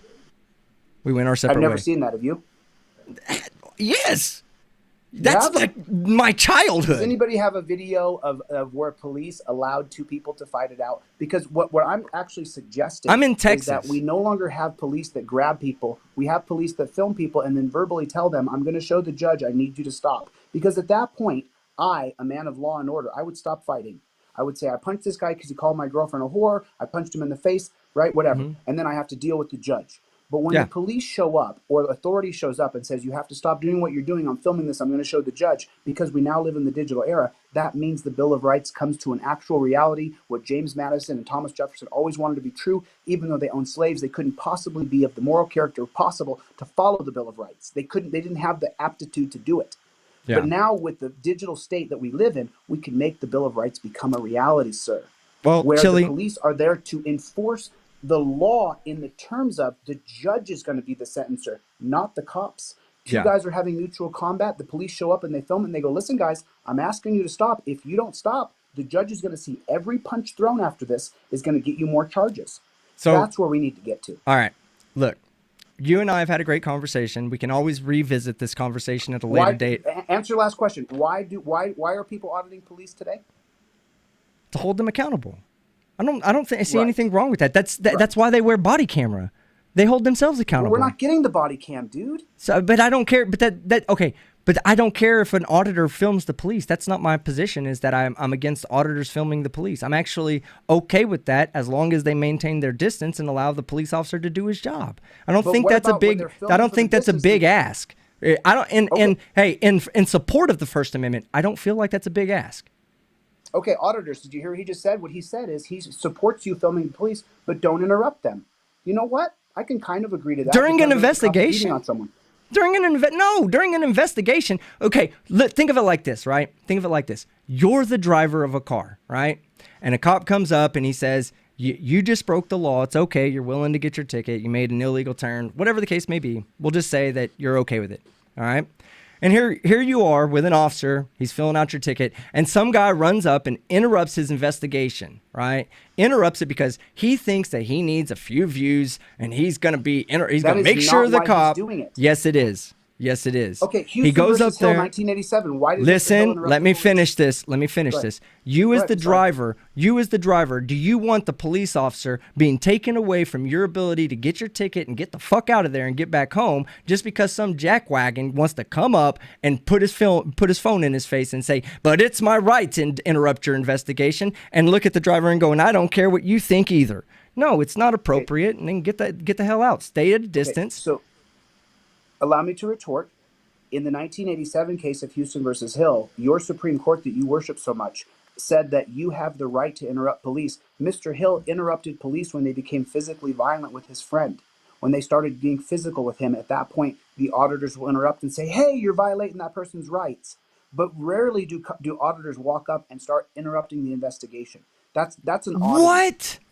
That's not as normal it is of people filming them and then the cop walking up and saying, that's hey, exactly what they do. That's what makes, look, man, I'm not against auditing, okay? I'm against what they're doing as the auditor group. The people who audit today are horrible people. They don't care about the First Amendment whatsoever. Go look at their channels. Their channels are filled up with bad. Hold on. Hear me out.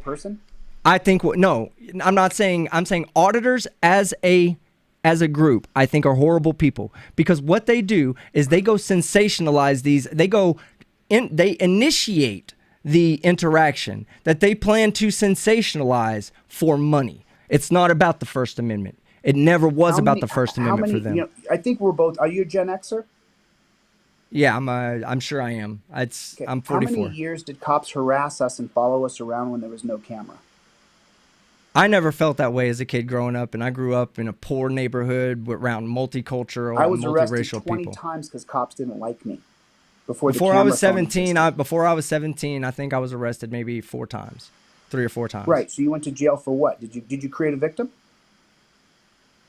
I mean, I don't know how to properly. Create a victim? I don't know how to properly answer that question. I was a stupid kid. Did you create a victim? I don't know, because I don't know what you mean by did you create a victim? No, if there was any victim, they were. Did you physically hurt another person where you created a victim?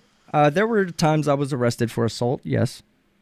Okay, so I'll say that. Did you think you needed to go to a dungeon when you were in puberty?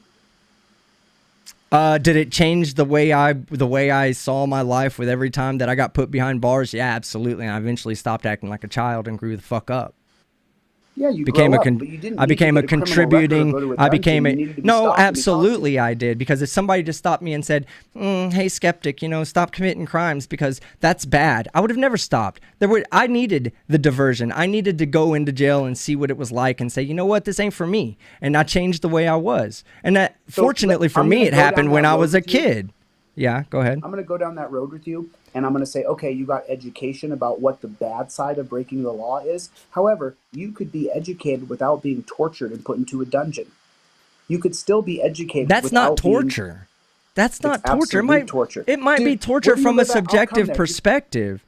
I live in Texas. Yeah, absolutely. Okay, what part? North Texas. Come on with it. I'm going to drive. Let's go ride some horses. In handcuffs for 10 minutes. Okay. And what do you think it's going to? Yes, I've been put in handcuffs before. I've already told you that. But it's not torture. Put you in handcuffs now, and you're going to tell me if it's torture. Well, if you want to try to hurt me by putting me in handcuffs, then I'm sure you could do that. But bad cops do that, right? Bad cops, not all cops do that. Handcuffs are torture. Bad cops. Come on, we're going to learn terminology here. Bad cops, not most. No matter who puts them on, they're torture.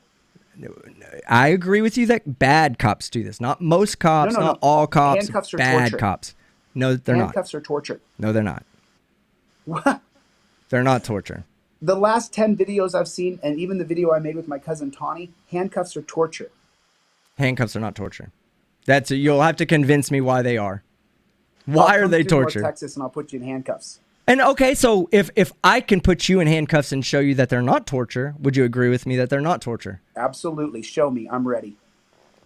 I could do that. I could easily put you in handcuffs without torturing you, bro. I mean, I was in the military. You know why you can't do it? Because I work out all the time. My shoulders don't pin, my wrists don't pin behind my back. So let's say you're an anomaly. You're an anomaly to the population. No, let's just say that you're the anomaly. Well, then we can't say that handcuffing people is torture because one individual in society or one small group of individuals in society have issues putting handcuffs on. That does not define something as torture. It might be torturous to you, but it's not torture. I put a sheriff up the other day of his video, him being put in handcuffs, and he cried about the handcuffs the entire time. He's a bitch. Anybody that cries during a traffic stop's a bitch. Yeah. The sheriff, he wasn't physically crying. He was in torturous pain. The sheriff was. I saw a guy get arrested yesterday. Yeah, and women act like they're in pain when they give labor. You know, everybody has a reason to bitch and complain. You agreed to the 10-minute handcuff challenge. I can't wait to show you how it feels. Dude, if your intentions are to try to hurt me, then I'm not going to go through with it. But if your intentions are to say, no, see, that is your interpretation. That is, I'm telling you, you have a subjective viewpoint because I've never experienced that and I've been put in handcuffs. You can't put me in handcuffs and put my wrists behind my back. You are different than the general population. If you cannot put your hands behind your back to be sufficiently cuffed, then you are an anomaly. And society. Is there another way to detain people without hurting them? Yeah, the way they've detained me every time I've been detained. I've never gone going, oh my God, these handcuffs are just keeping me from spreading my heart. Because you know what, my friend? If you work out at all, you can't put yourself in handcuffs and have any kind of 1 minute. I'm a disabled vet. I'm a disabled vet with a condition that gives me an arthritic condition in my back. I guarantee you it's harder for me to get my hands behind my back than it is for you. And I've been detained. I've been detained after I got hurt in the military. So I'm not going to just sit here and say that because you can't take it means that nobody can. I can. I can't take it? That's what you're telling me. You're saying it's torture. I wrestled from the time I was 6 years old on. I'm sorry, I was a little older. I was in second grade, so I was 7 or 8 years old on, and then I fought MMA for 15 years with world champions. Do you have any video proof of this? I'm a wussy. But you're telling me it's torture. You're telling me that handcuffing you is torture. Then you can't. Torture. Then how did you ever survive an MMA if being put in handcuffs is going to make you tap out? Dude, you don't understand. Your body is not designed to be stuffed in handcuffs. Your elbow is not designed to go backwards. That's why they tap out. Your handcuffs are easily designed to go in there. Anybody that can't get their hands behind them, and I have big friends too, get a third handcuff or 2 handcuffs if they 2 or 3. It doesn't matter. They don't do that, dude. Maybe they don't do it to you, and that's fucked up if they don't do it to you. But I also think that if you keep instigating the cops in that situation, it'll never change for you. Okay, so let me ask you a question. When should someone be put in handcuffs? Either while they're being detained or while they're being arrested. If they're not, Incorrect. Hold on. If they're being detained and they're being aggressive, like if the officer feels, why should someone be put in handcuffs? In your situation, let me tell you, you're lucky, I feel like, because they didn't put you in handcuffs, and I felt like they should have. Because you were being not physically aggressive, you were being aggressive with them, you were getting in their face, you're also a big guy. I'm not going to say you're some little guy. Like I said, I was joking about the 5'3" stuff. I'm sure you're a decent-sized dude. The cops could have said, look, man, you're being erratic, and you're, picking your shirt up, waving it around like that, just trying to be all fucking hot-tempered. Showing them I didn't have a weapon. You're showing them you didn't have anything in your waistline. What is in your pockets, dude? What's in your pockets? I got a miniature gun in my pocket that's going to go pew, pew, pew. I've seen people put guns in their pockets that were not initially found by the police. You really are a copsucker, dude.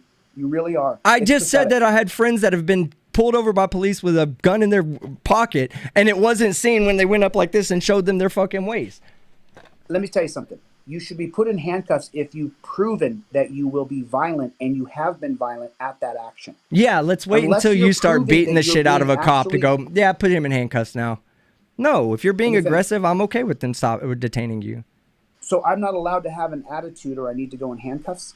No, you're allowed to have an attitude, but you're not allowed to fucking get out there and establish dominance over the police officer. No, you wouldn't have, man. Come on.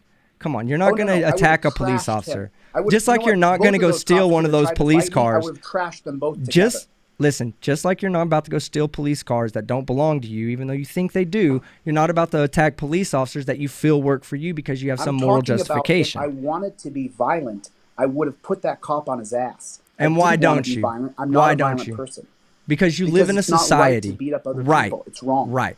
You're right. Right. And everything. But that doesn't mean I'm not going to look at that sometimes cop and say he's not a piece of garbage. there's times when you say I do things because it's beneficial to society, and then when it comes to law enforcement, which is beneficial to society, it's the only way society even works. You say, oh, we can't have law enforcement. Name a society that exists without law enforcement. No. I'm for rule of law. I'm not for this enforcement. You're for anarchy. You're for anarchy. No, I'm for the social contract, for rule of law. We talked about this on email. I'm 100% for rule of law. I'm not for this application of So the police are formed to uphold your rights, not to be law enforcement. Okay. You never answered the question. It was created in 1980 for the war on drugs, so the cops would feel okay about arresting people when they hadn't committed a crime. Law enforcement was invented by the Ronald Reagan administration. Before that, the job of police was to defend your rights and protect victims.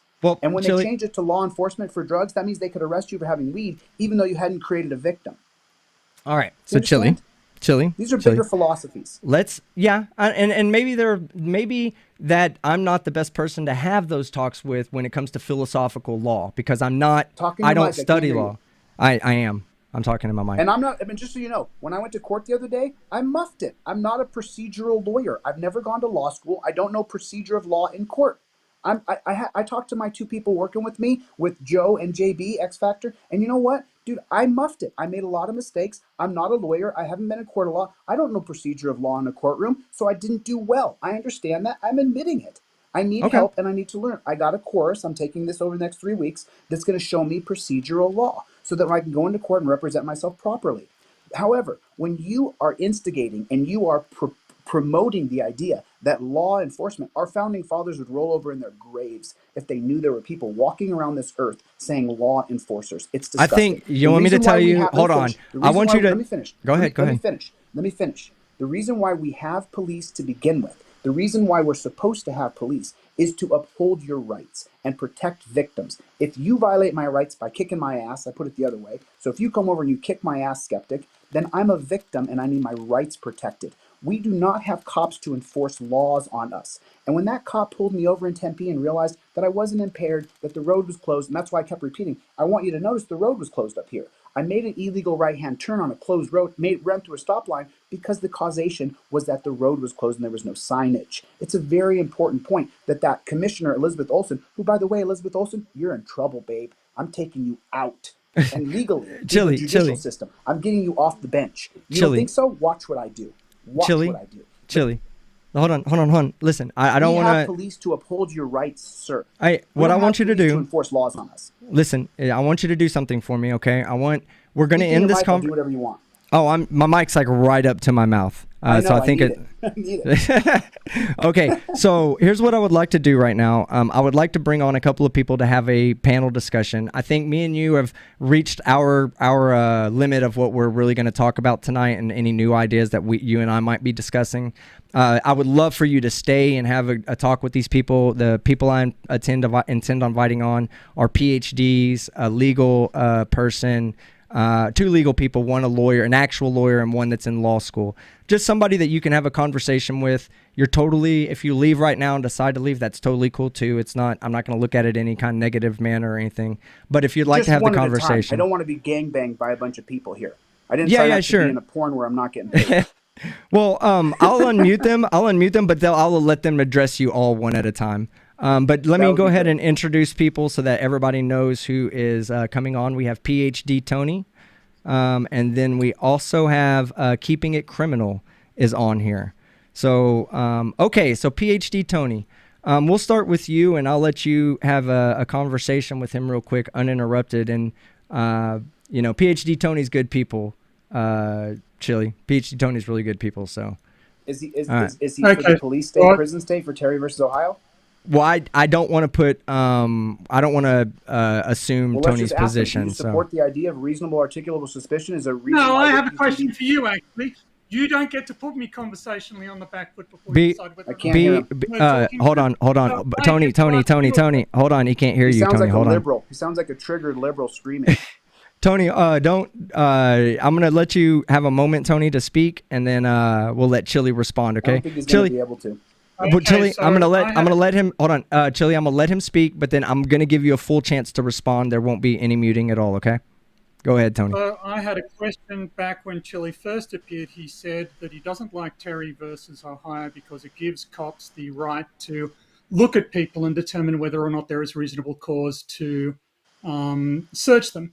Yet, when he was approached by a police officer, he looked at the police officer and he was magically able to determine the police officer's state of mind and his political leanings and his approach to this confrontation. So apparently Chille arrogates unto himself the right to mind read other people, but he will not trust a police officer to understand circumstances. Okay, Never let me give trust Chille. I want to give you a full opportunity to respond to that so that you're not cut off. So why don't you repeat his question so that the audience can hear it, because I couldn't hear you.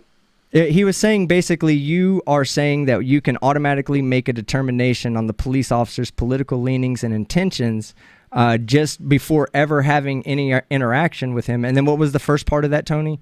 When at the same time he does what? You're muted, Tony. I don't know why. I understand what he said. What he said was that he thinks that I prejudge the cop. Okay, let me put it to you like this. Cops carry around deadly force. The idea is that they can protect themselves. However, my life is in jeopardy every time I have a cop pulling me over. You have to assume the worst at all times. You have to be able to prepare to defend yourself at all times. We have seen time and time again on not one video, not thousands, but hundreds of thousands of videos that cops are violating our rights constantly. The cops are abusing and hurting people and using this magical word called detainment to put them in torture cuffs and torture them.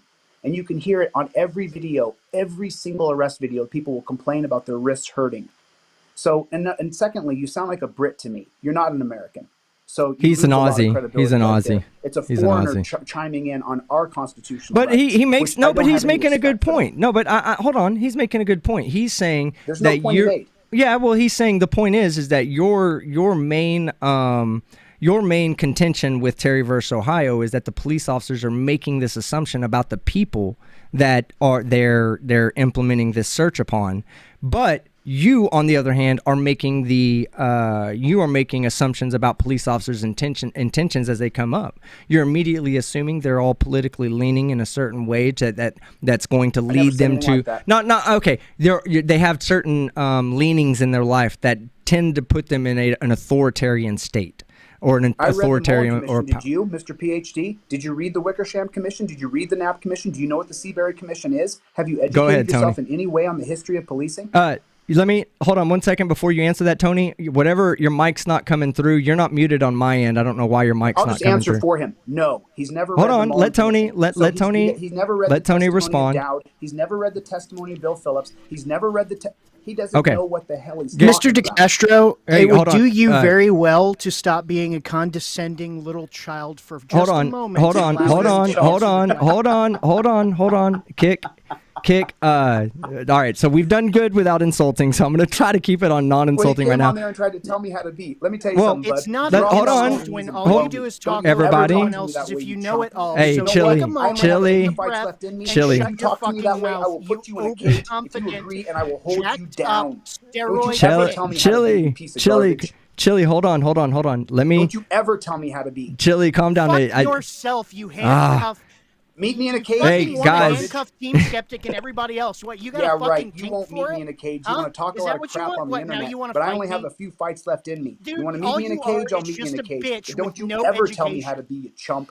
No, I'm All going right, to tell you guys. exactly how to be, and Hold that's on, be a hold fucking on. man instead of the bitch you you can tell are. people Now come shut out your with no fucking mouth education. and learn how Hold to on. breathe. Hold on. He has. Hold on. Kick. He's never read the Mullen Commission. Hold on. He's never read it. He's never Chille. read the Wickersham. He doesn't know what the Knapp Commission is. He's never heard of the Seabury Commission. Chille, give me 1 second, because I asked him to actually look into certain things when I thought maybe you might want to be on a panel so that it could be more of a discussion. But he didn't start off in the proper way. Hold on. Nice I to know. meet you. Let What's your me name? let How let. you try to advise me like a pig. So- Learn how and I to don't have any breathe respect and for learn how pigs. to have Okay. a discussion and communicate like an adult. Look. Why don't you Okay. settle down, you triggered liberal? Oh Jesus fucking Christ! Okay. You Okay. are Okay. applying All right. Look The at Mullen calm Commission. down. All right. No, He can't calm foundation down. for Listen any to of him. your bullshit. Kick, I'm kick, surprised kick. you He's so have so many triggered by people me, he who can't bought take into it. your garbage. 'Cause he's you a beta fucking male. Pretty boy, bitch. I can't Okay, hear him, bro. Kick. Will you? What do you have anything to add about the Mullen Commission? Because I did send that to you. Plenty. Okay, so I've gone through all of them. I can't hear him. Why doesn't he start off by being respectful and not tell me how to be? I won't listen. Oh, Okay. you can't hear me? How about you shut your fucking mouth so that you can hear? You hear him? He sounds like a triggered liberal. okay, so Hey, go ahead and. Hey, everybody that's away, watching which me, is the like, few that's not people how on you my channel communicate that's with so someone much properly. larger. Why don't you go Okay, ahead and fill my ego some more? everybody, hold listen on. to him. Can He I? can't calm Hey, down. listen, He can't calm down. listen. Kick. Because he's a beta male. Hold on, Chille, kick. One at a time. beta, bro. Listen. You're One at. You're literally All right. a weakling. Overcompensate. Listen. One at a Just to time. be honest with my audience, I could hold him down and he wouldn't be able to get off the mat. Why Just so the you know. fuck does that even matter to your argument about Because law you can't that has control no the way you foundation speak, and and so I just let you education know to begin physically I with? can dominate. You are intellectually like But I can completely dominate you. devoid at this You're moment. the one who's intellectually weak. You All can't right. stop calling names. Guys, listen. You're a weak person. Listen, weak hold people on. Use the Hey, violent Chille. language to try to make their point, but you're a weak person. Chille, calm down. Chille, if Let me you're on here for a kick. debate, Hold shut on. up and let me make a Well, point. then why don't you come in and not tell me to shut the fuck All up? right. and ask the question you have? We have a new starting point right now. We're gonna be respectful to one another because he actually looked into the Mullen Commission because I gave it to him. He's a law student and I he's bet he didn't studying read law. So let him respond to you about the Mullen Commission, and then you guys can have a conversation about that. By Milton Mullen. Mullen, right? It's pronounced Mullen. There was a federal Okay, district Mullen. judge All right, named that's Milton fine. Mullen. Okay, I'm sorry, the pronunciation, my bad. But you know what I'm talking about, Kick. I'll let you respond to him, and Chille, I'll give you full time to respond to whatever Kick says. Well, just tell him, don't come in and tell me how to be. Just ask his questions. That's fine. Be He can hear you. and I He won't can have hear a you. back and forth with him. It's Yeah, I violent. can hear you. So Okay, give me, go give me a ahead, moment. Kick. Go ahead. Talk Yeah. into your microphone, my friend, please. He is. I think it's on your end. Stop I think trying you're a to little. take control of this and just All shut right, your fucking I mouth think- so you can hear.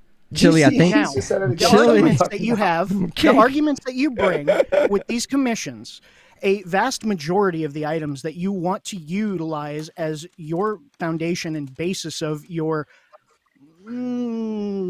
less than educated approach towards law, especially when it comes to Terry v. Stop making Ohio. opinions and ask your question.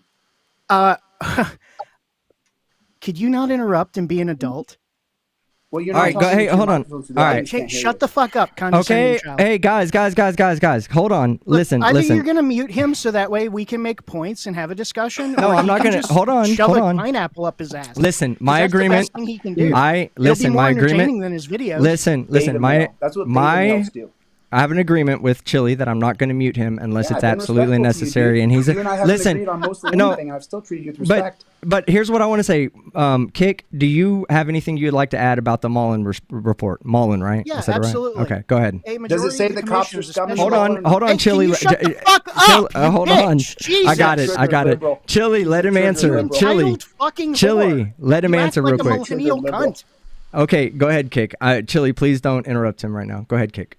Every single one of the commissions that you've brought to our attention for this so-called debate that didn't become a debate but instead deflected to other topics all proceed from New York Police Department. These are not federal commissions that apply across the entirety of the United States. And so by uncovering these levels of corruption that have happened over time at New York is not a blanket statement to be used across the United States because they do not have the subsequent Supreme Court findings to support them. Now, Okay, when allow it me to comes to retort. Terry v. You have the Ohio, 1929 Let him- and the let him ties answer, into Chille. them, Chille, hold on. when it comes to Chille. the ties, Chille, you're too busy Chille. talking over people to prove yourself All right right. instead of listening. Hey, And so Chille. we know throughout the history of time, cops have been horrible. Continuing to Chille, deflect. Chille, Please listen, continue to listen. Well, he's just Let saying hold nonsense on. and he's not Let him making any finish sense. though. Let him finish, and then you can address what he had to say. Let him get through what he had to say. He was explaining He can't how. get through it. It takes forever to get the point across. You're just getting mad because Just be you don't patient. want to be Go put in the ahead. corner like the toddler you are. Now, the ties in of these commissions that you're trying to complete, where you say, oh, every fucking cop must be must be corrupt because of all this bullshit with the Mullen Commission and the Knapp Commission, the Wickersham Commission, that must apply across the entirety of the United States, because Terry v. Ohio hasn't been overturned yet, because that just allows the big mean man policeman to walk up and say, oh, somebody's got a gun and let's just go ahead and arrest them. Where the problem lies is the fact that you do not understand how Terry v. Ohio was set. You see, it's not that these men were just standing around. The men were actually wandering across the front of a business that a plainclothes policeman happened to watch them casing and looking very suspiciously out towards the streets to see if somebody else was coming. When he did walk up, they did go to conceal themselves and hide in an alleyway and come back. Chille, you're still talking over me instead of listening. You can't learn if you don't listen. You can't learn if you don't listen. So shut your mouth and listen. Sorry. Take the shit out your ears and shove it in your mouth. This guy's a beta male. I'm not going to allow him to frame Terry versus Ohio. You see, team, this is the problem with your guest. Your guest is just an overconfident, muscle-headed three-part series that has no concept on education. He needs to call himself a constitutional hero. Guys, I'm going to ask. Hold on. Your brain is smaller than my left testicle. At least maybe the brick can talk. Kick. 1 second, Kick. And when it comes to me, I got bigger fucking nuts than you do, you steroid. Okay. So look, hold on. I got a few fights left in me. Meet me in the cage if you're so tough. I don't even know what you look like. Oh, meet me in the cage if you're so tough. All right. Go fight you MMA because I want to grab his dick. Chille. You'll have to ask me to let you up. May I say something? Can you let me up, please? I would ask you to just shut the fuck up. That's the only up you need to have is to shut the fuck up because you're inept. All right, so look. Oh my God. He's using the words I use. I'd like to say something, if I may. Bring on the. Start applying the words you use to your own self and look at the reasons why you failed your family. Guys, listen, everybody. Listen, everybody. Calm down. We're gonna move to the next person. We're gonna move to the next person. Good, go find something else to do. Like get a real fucking job instead of be a loser on the internet that lies to people for fucking money. Kick, hold on. No, he's not. He's studying law. No, I'm a fucking law student. I'm more accomplished than this pretty boy bitch that I'm arguing with. Listen, Chille, the guy. Chille. No. Good. Please get old faster so we can get rid of you sooner. The Botox will stop that. You're good. Now, look. All right, Chille. Look. The guy to your left, Chille, is Artie. Artie's an actual lawyer, and he's very intelligent. Nice to meet you, Artie. It's my pleasure. And Kick's very intelligent, too. He's a law student. They're both very intelligent. I respect both of these people very much. They have knowledge, though. So, Artie, would you like... I'm not the smartest guy in the world. I have a lot of knowledge. All right, go ahead, Artie. Okay, I was going to come in and kind of request a question from him was that it's my understanding based on what I was listening to. I just can't hear you. It's loud, to be honest with you. I'm talking into my mic. You can see it right in front of you. I'm not sure. I see you, sir. Okay, good. So my understanding is that you adhere to the NAP, non-aggression principle. Nope. I'm not a libertarian. So then, I don't believe in the NAP. I think the NAP is a utopian dream. Right. So I agree with you there. So if why do you say that you weren't interested? I don't believe in the NAP. Let him ask the question, Chille. Let him ask the question, then you have a full opportunity to answer. I didn't say anything about that. All I was asking is that you assumed that I agreed to the NAP, and I don't. I think because of how you operated in the traffic stop. You said you committed no crime, right? You committed no crime according to you, right? There was no victim. So that's part of the NAP, is having this no victim, no crime type of. Thank you for educating me. Part of the NAP, there's no crime if there's no victim. Is that right? Yeah, no victim, no crime if there's no alleged victim. So my question to you is. So part of the NAP, I agree with. Thank you for educating me. Okay, good. I'm glad you learned something tonight. So my question, I guess that already answered my other question that I had here, was that whether or not you believed in the criminal concept of attempt. So I assume you do, correct? The internal concept of what? Criminal concept of attempt. Attempt? Yes. I'm sorry. I don't know what it means. You have to educate me more. So if I were to have a gun with the full intent of shooting you in the face, but I miss. No, attempt. And I'm charged with attempted murder because I tried to kill you, I tried to shoot you, but I was unsuccessful. But there was ultimately nobody injured. I should still be prosecuted, correct? If you try to kill me with a gun, you try to shoot me. And I was unsuccessful, but Right. but nobody was injured, nobody got hurt. Should I still be charged with a crime? Yeah, you tried to commit violence though. You tried to create a victim. Okay, so creating a victim. So if you ran that stoplight and you almost T-boned somebody, but it wasn't unsuccessful, then you should have been able to go on your merry way if the cops saw that. So I didn't almost T-bone anybody. There was nobody in the intersection. No, I'm thinking of a hypothetical situation here. So Okay, but the issue was the cop allegedly saw you running a red light. I'll let you talk, and I don't want to interrupt you. But what you're conflating is the attempt to assault and commit violence against an individual and a traffic infraction that could lead to harm to another person. There's a big difference, and that's the model penal code, as you know, because you're a law student. So there's knowingly, recklessly, willingly, negligently. Now, if you try to commit violence, then you're literally recklessly trying to hurt another person with the intent to commit violence. So when you commit a traffic infraction, you're not. Okay. How is running a red light? How is running a red light not recklessly endangering others while you're in a 2,000-ton vehicle? Because the causation going 30 miles an of running hour. the red light was because there was no signage. I didn't know the road was closed, and I had no intent to commit violence against another person. No, but I'm looking at the hypothetical situation here. I thought you were a law student. Right. Yeah, No, I'm he's an lawyer. attorney, and I'm already well aware Okay, so of then what you the know- model then penal you should code is know what the supposed to model be. I'm penal also code talking states. about the ideas of traffic laws, and that traffic laws are strict liability in most cases, correct? So intent is not When were required. traffic laws created? What year was that? What case was that? Created Probably in the traffic laws? 30s and 40s. No, 1915, Hendrick versus Maryland.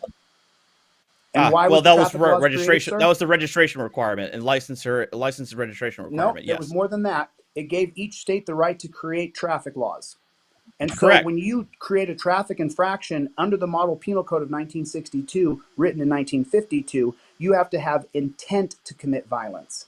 You have to have a state of mind to commit violence. And So even you're going saying that further, you could using have the run model penal- there was no such thing as stop signs before 1952. before 1952? You said The that traffic laws most were of our created in current traffic. 1915. Right. So that would that include stop signs, running a red light, or running a stop sign, for example? What are you trying to get to here? What's your point?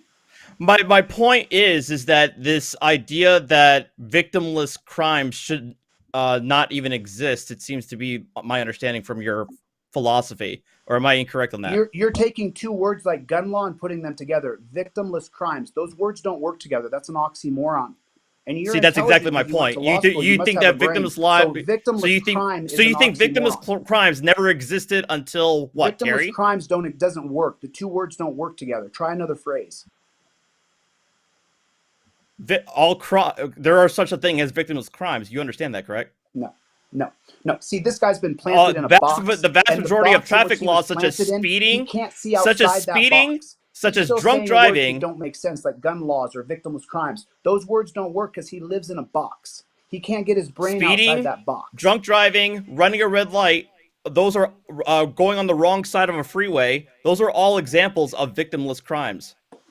Okay. Are they and not? So then you go to the model penal code. What was the intent? What's the number one thing impaired by alcohol? Your judgment. You understand that there is such a thing as general intent crimes, correct?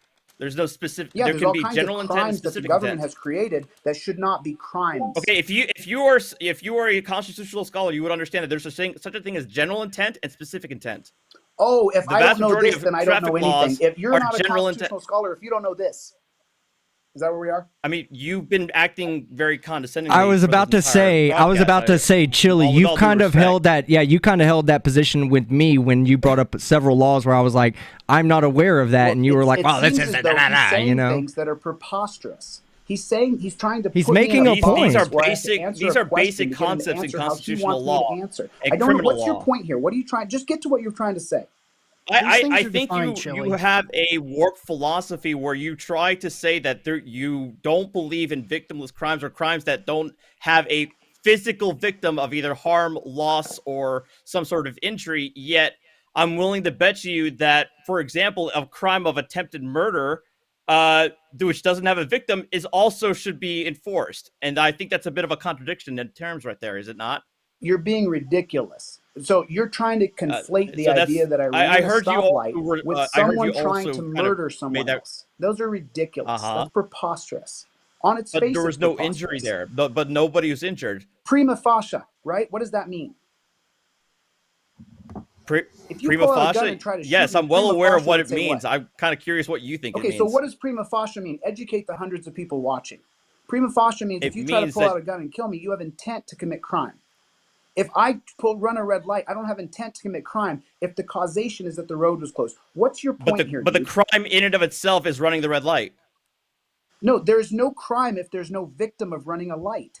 The crime, it's a general intent crime. The fact that you accidentally ran a red light does not take away from the fact that you broke the law, which is running a red light. I did not run a red light.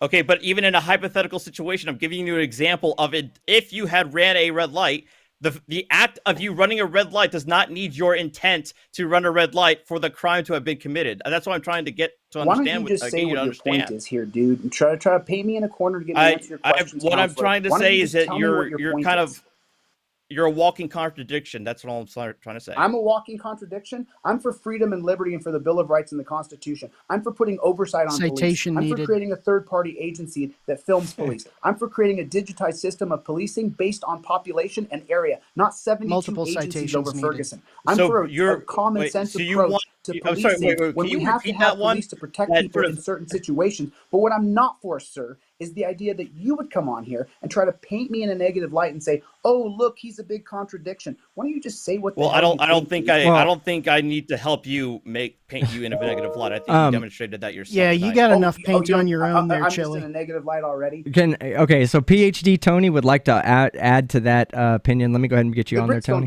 Have a good night, man. Okay. Oh, are you out of here? Are you out of here? No, I think I've got enough out of him. That's fun. Okay. You know, the thing about these people who are hold on, Chille. How about you shut up until I finish speaking? How about you shut up until I finish speaking? Yeah, let him add his point. I'll give you full chance to. How about you shut up until I finish speaking, and I'll keep on saying. Go ahead, Tony. How about you shut up until I finish speaking? You know why he's opposed to police? Because he showed it. As soon as Keeping a Criminal started criticizing him, his main point was to threaten to beat him up. Come into a cage, I'll beat you up, I can hold you down with one hand. Violence was his first go-to. So he doesn't trust anybody because he knows what a violent, mendacious prick he is. That's why he doesn't trust the police. That's why he doesn't trust the legal system. And that's why he doesn't trust authority. Because he himself is a lying, violent sociopath. Wait, I'm a lying, violent socialist? Sociopath. Sociopath. I'm a sociopath?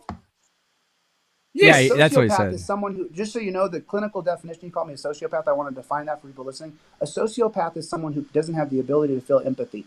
And so pretty much the guy that you're looking at on the sticks screen around with me, you know that I often watch people get murdered, cheated, beat, raped, or killed by the police, and I'll sit and I'll cry. That's empathy. So what he's saying holds no merit because a sociopath is literally defined as someone who doesn't feel any empathy for others. So that's what he's saying is just what you're doing is you're pretending to have empathy for the benefit of your viewers. That's different. That's different I'm pretending from to have actually having for the empathy. benefit of my viewers. Yes, I would take it a step further than that's that. what you're doing. If you didn't, I would take it a step further than that. You wouldn't be filming this and putting it on YouTube if your sentiment was genuine.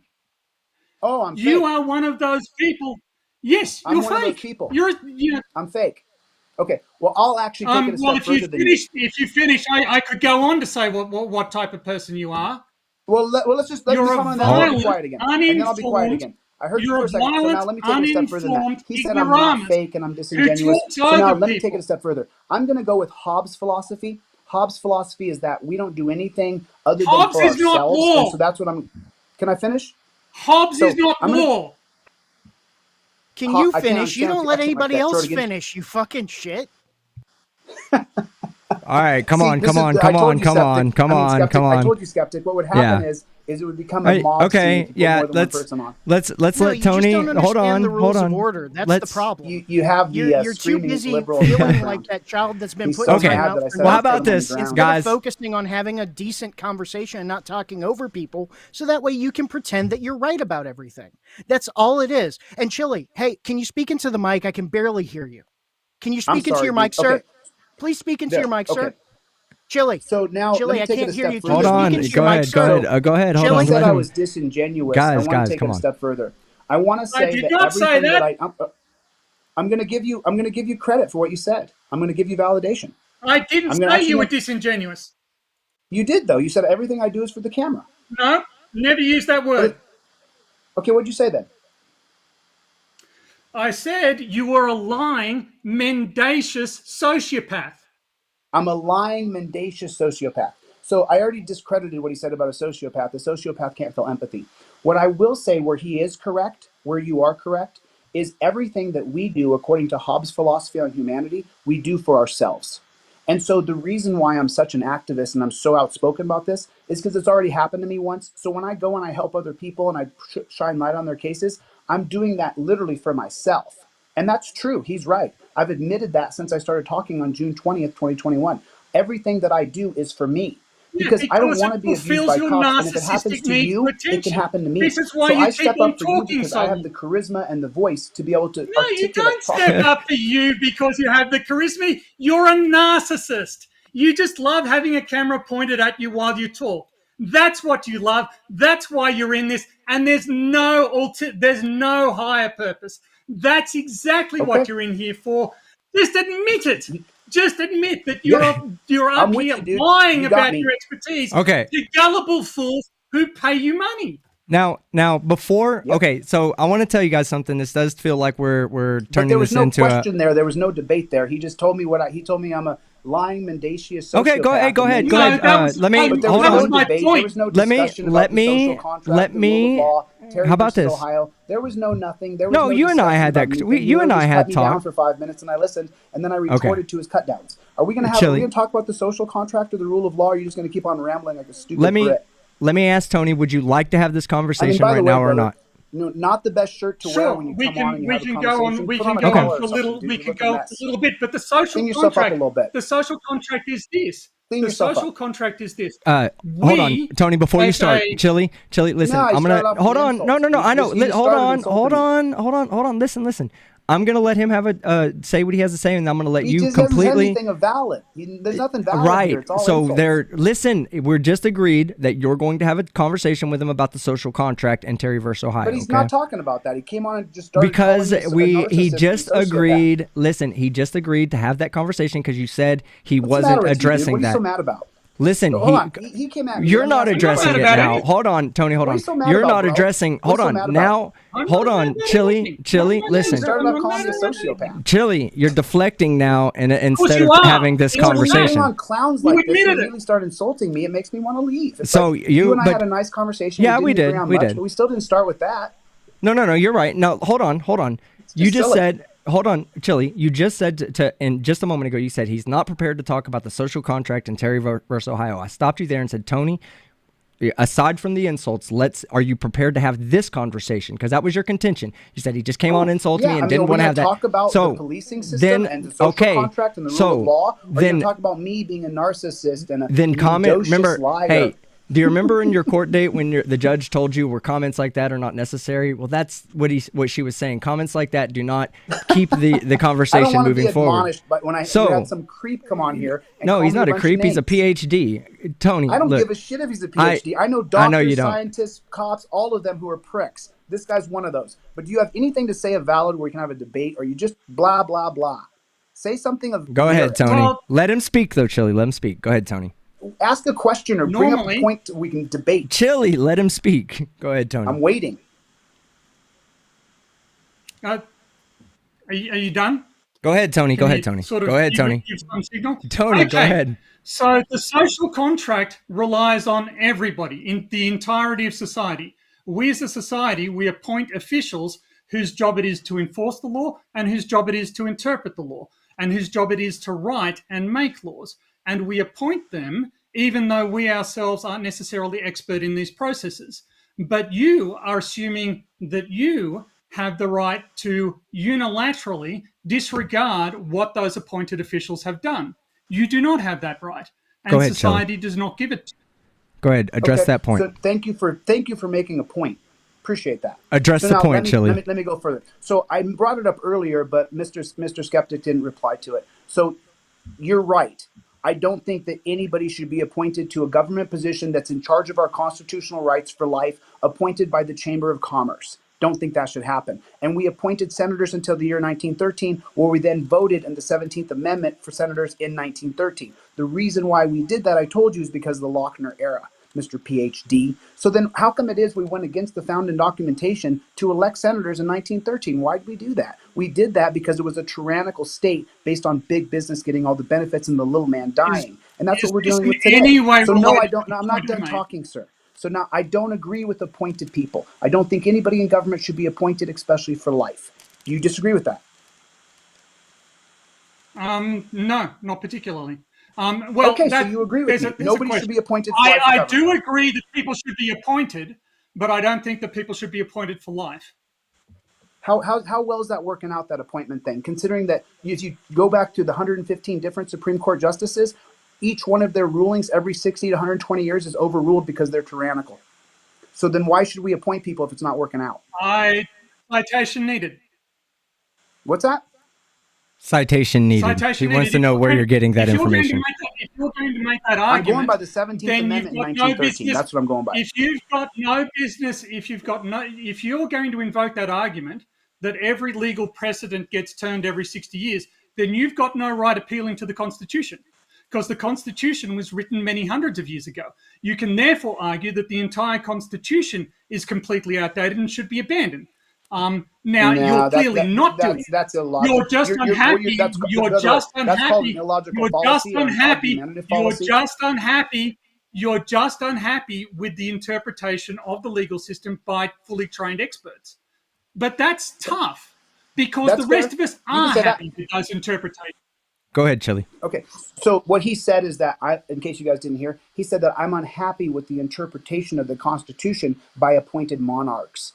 I agree with him, yes. And what we've seen, if you study every Supreme Court justice throughout the history of time, as I have done, you'll find is that their rulings are overturned every 60 to 120 years, meaning that the people who passed Dred Scott in 1857, just 1954, 1896, we started to change the Dred Scott holding because those were tyrannical holdings by racist men. And so what we're seeing through the history of time is we passed the 17th Amendment in 1913 to elect senators because it wasn't working out for the people. So we changed the constitutionality of appointing senators. So I agree with him somewhat. But what I'm trying to get the point across here is that unless we elect the Supreme Court and put them on a rotation for 9 years, every 3 years, 3 new justices coming in, we're not going to be able to respect the Supreme Court. And the history of time has shown us, Supreme Court ruling after Supreme Court ruling, they've ruled against the people, against our constitutional rights. They work for big business and big money. And the Chamber of Commerce and the Heritage Foundation are currently the people who are putting forth the Supreme Court nominees. Nobody picked out Neil Gorsuch and Brett Kavanaugh. They were put forward by the Heritage Foundation and by the Chamber of Commerce. John Roberts is the #1 corporatist in America. And so it's not working out for the people, just like the senators worked for the Lochner era from 1897 until 1913 when senators were elected. You see, I don't expect a Brit to understand our history, and that's why I don't really have a lot of respect for having a conversation with Brit when it comes to our Constitution. He should stick to his own pond as far as I'm concerned. He's not a Brit.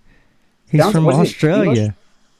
That would be a Brit. That would be a Brit. I didn't know. The most tyrannical country in the world is Australian, and now we have an Australian on here telling me that I should be willing to fall under the thumb of people appointed. Sorry, we're not going to agree. All right, Tony, do you have anything else you'd like to add? Obviously, we're not going to agree, but you singularly failed to accurately represent or interpret my point, because you suggested that I was in favor of monarchs, whereas the term monarch never appeared in my utterances. So okay, make your point better then. I'll listen.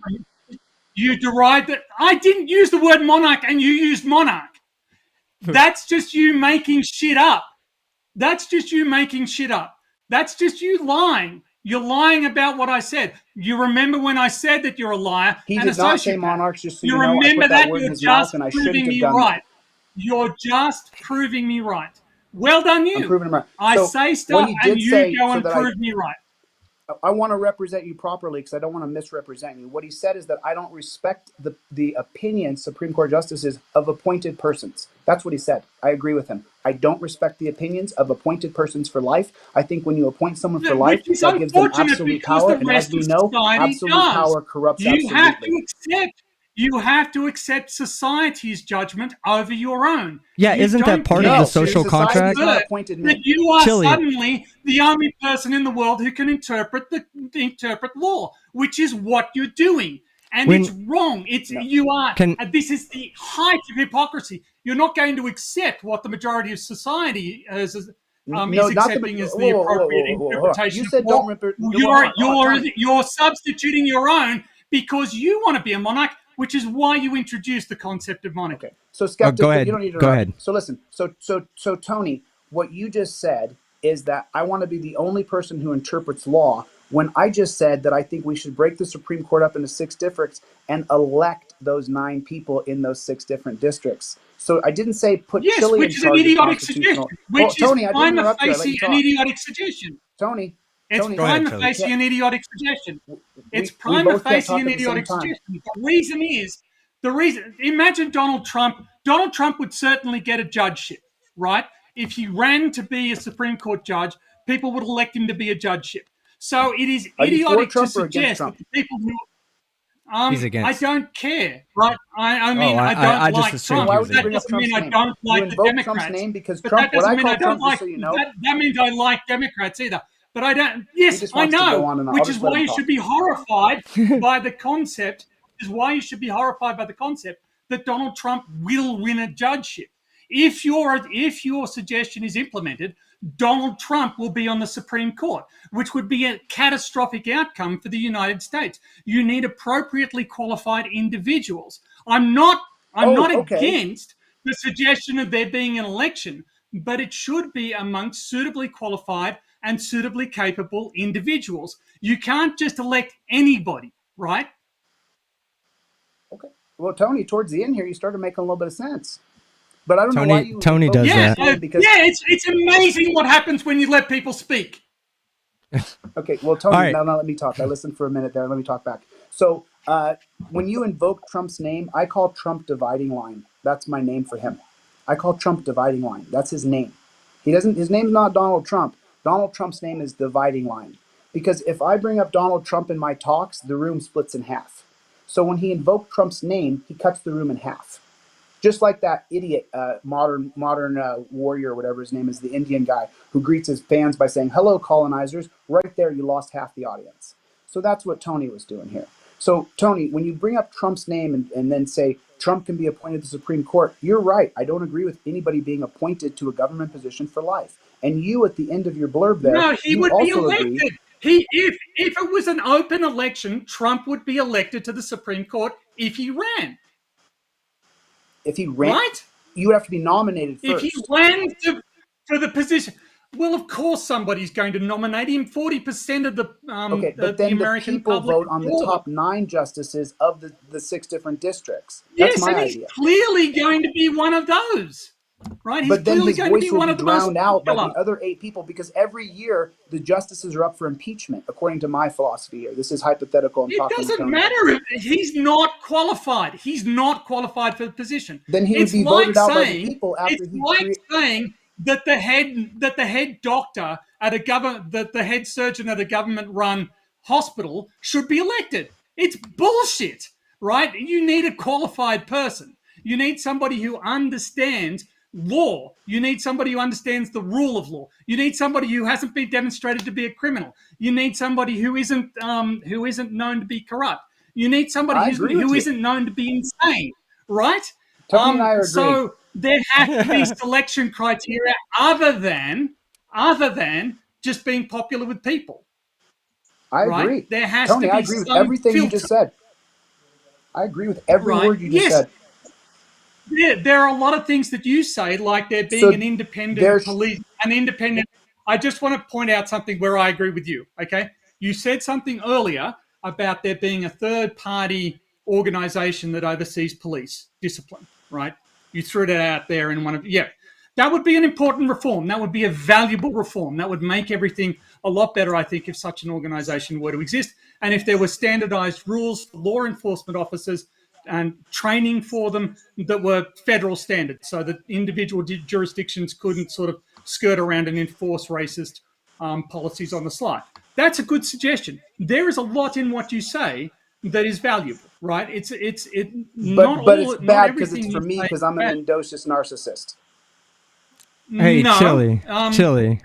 Your mendacious narcissism extends when you go to the point of saying, for instance, you magically know why Terry versus you magically asserted a link between Terry versus Ohio and the Malcolm X or the Martin Luther King Jr.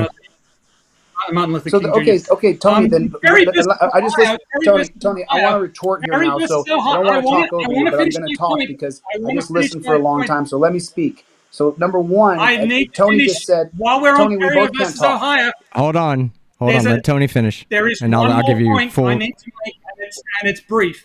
Terry versus Ohio occurred in 1962, right? Let me respond to what you said first about the court. That case occurred in 1962, not in 1968. Okay, Jesus go Christ, ahead. Tony. Do you want me to respond to what you said or not? Yes, go ahead, respond to Chille. 40 things. Go ahead, Chille. So number one, what Tony said is that if we implemented a new system for SCOTUS, that there should be qualifications that would have to be benchmarks for you to be nominated to the Supreme Court. I agree with Tony 100%. 100%. You wouldn't just be able to appoint anybody you wanted, which is the way it is now. Right now, Biden could appoint me to the Supreme Court. He can appoint you. And that's not right. You should have to take a series of tests to understand if you understand the actual constitutionality of law. And then let me finish. And then the second thing Tony said was that we should make sure. I'm sorry. And then he's. Give me 1 second, Tony. Yep. Okay. And then as we went down the line, he started to say about Terry versus Ohio that. What'd you say again, Tony? What'd you say? I can't remember. You gave me so much information. I wanted to respond, but I lost it. It's not connected. The assertion that it's connected to Martin Luther King is false. Okay. Because so then what he said was that I asserted the idea. In 1962. Okay. I heard you, Tony. So then he said I inserted the idea that Terry versus Ohio is associated with Martin Luther King Jr.'s death. Now, I did a 3-part series called Overturn Terry on my YouTube page, which you should watch, which the first guy who came on here didn't know anything about Terry versus Ohio, just started blah, blah, blah. So now I didn't insert that. It's a fact. The day after MLK Jr. was assassinated, there was a private meeting at the White House between Earl Warren and Lyndon Baines Johnson. With the thousands and thousands of people who are going to see this, what I'd like someone to do is tell me where those presidential tapes are. Because every meeting with every president throughout history, since a recorder was available, starting off with the first recorder where it had the big 8-track spin, they record every single meeting at the White House that the president has with anybody. Anything spoken as soon as we had a microphone was recorded.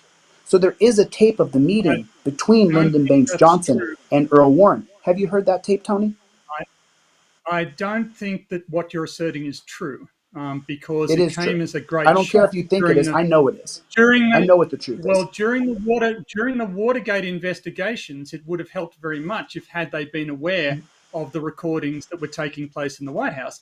But it wasn't. They did have tapes at the White House. That's the whole point of Watergate. Yes, which was that system was inserted by Nixon. You literally just made my point. And nobody knew that it was there. But it was inserted by Nixon. And what happened? It was inserted by Nixon. Nixon. Do you know where Nixon was? Yeah. It's and then idiotic. You're talking about Johnson. You're talking about Johnson. Nixon inserted the system. Nixon put that recording system in there. There was no tape. There was no recording. No. Okay. Maybe he's right. You're also wrong. You're also wrong as a matter of law. You're wrong as a matter of law about the appointment of judges to the Supreme Court. Biden nominates those nominations have to be ratified by the Senate, right? So Biden just doesn't put forward a nominee, and it is Biden doesn't put forward anybody. The Chamber of Commerce does. Well, whoever puts it forward, it's not a whoever, guarantee Tony. that they. My Australian friend, I hate to correct you here, but throughout the history of time, big business, big power has put forth the nominations for the Supreme Court, and they're rubber stamped by Congress. Which is irrelevant to my counterpoint that they then get voted on by the Senate, which is voted for by the people. And who did the Senate work for? Who does the Senate work for? Us. Who does the Senate That's work his for? point. Therefore, by Who does the proxy, Senate work for? Therefore, by proxy, we're the one putting in the Supreme Court justices, because we're the one who put the people who vote for them in. It's our vote that puts those people in. They're the ones that vote. Interpretation. Sorry, hate to tell you this, but since 2010, since Citizens United versus Federal Election Commission, big business and big commerce has put forth the senators, and we get the illusion of choice. It's not a true democracy. It's not a true federal republic or democratic republic, which is why I'm going to change it with a new third party. So you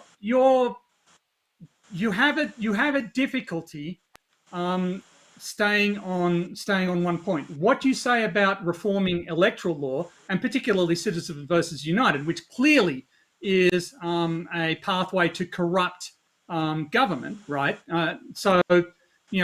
Clearly, Citizens versus United is a bad decision, and clearly it leads to corruption of the electoral process and the government process. From the narcissist, we agree. Yeah, we agree on a lot. We just don't agree on elements of reality. Like we agree on a lot. I'm just a horrible person.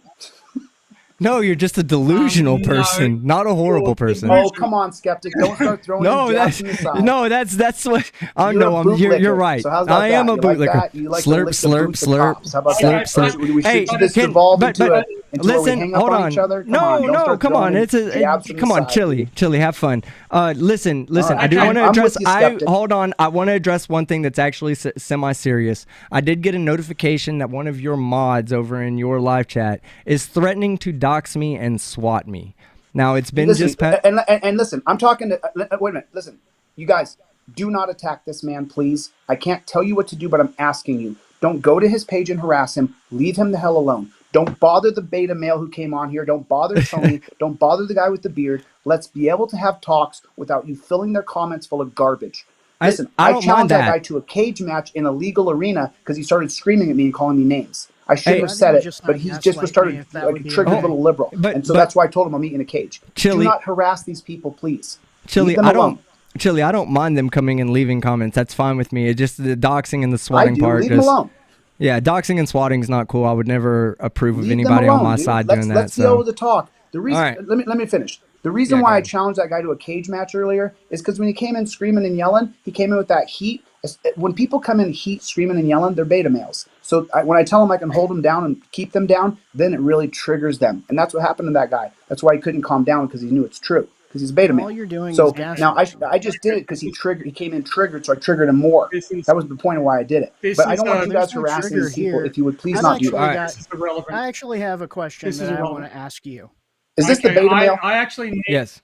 Well, can you answer it without? Is this the beta male? Hold on. Again? Everybody, be quiet. Tony has to leave. Beta male, I don't think he's going to be able to do it. Listen, Tony has to leave. To the beta male if you can actually listen, guys, everybody, hold on.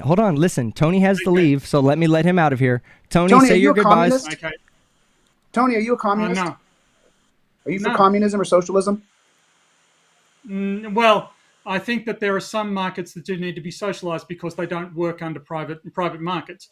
But that's different from saying that all markets are dysfunctional. There are only some markets that need to be socialized. For instance, money, law enforcement. I'm with you. I'm with you on some points that there should be some socialized systems, but I'm not for a socialistic economy.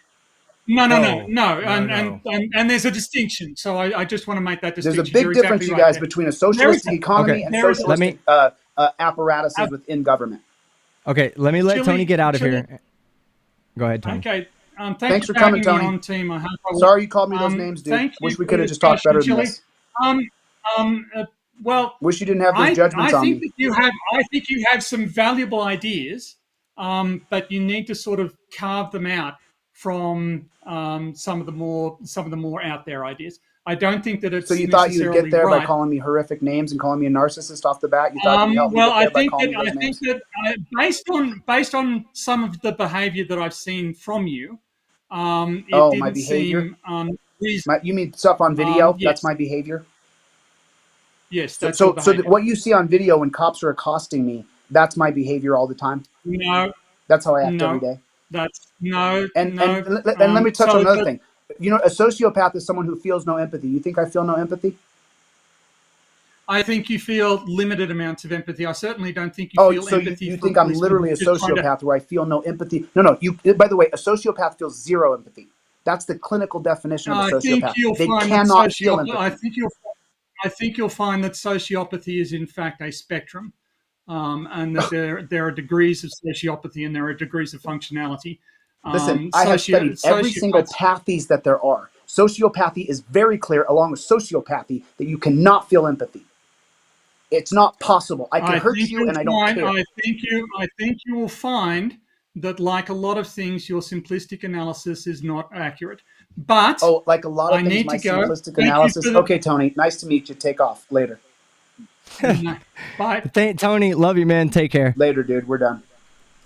All right. So now I'm going to leave it up to you, Chille. Would you like to continue this on, or do you want to call it a night right here? I know Kick's still here, and he'd like to add.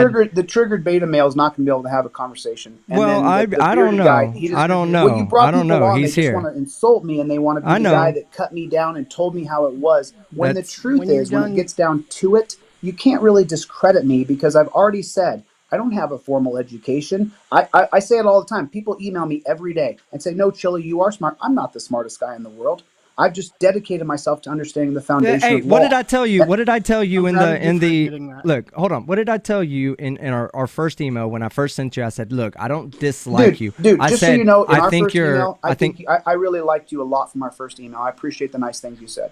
Yeah, I said you're well spoken. I think you're animated, which means you're gonna have a position here on YouTube to make this type of content. Even though I 100% fundamentally disagree with your actions, it's not we can disagree with each other's actions, and I can still be. Just get that boot out of your mouth, and we'll get along better. Hey man, that boot tastes good. You know, boot gets me from point A to point B. How's that cop stick? I ain't doing that, but yeah, whatever, dude. But anyway, look, right, exactly. GIF makers, if the those of beta you male out there. has an actual question, we can have the actual question. Well, hold on. How about this? Why don't we? Oh, we do have an additional person that's joined. Just a good friend of mine. He's not any legal expert or anything like that. Just to let you know, he's here. Brainy Beaver, how you doing tonight, bro? Hey, buddy. Okay. We can't hear you. Brainy Beaver. Brainy's a cool dude, man. I love Brainy. Brainy's pretty damn awesome. But Brainy, we cannot hear you, and I do not have you muted. I normally mute you. What's really funny, and just while he gets his mic fixed, what's really funny is Skeptic. So we talk, and what a lot of people are really shocked to find out is how conservative I am. They're very shocked to hear how conservative, deeply conservative I am.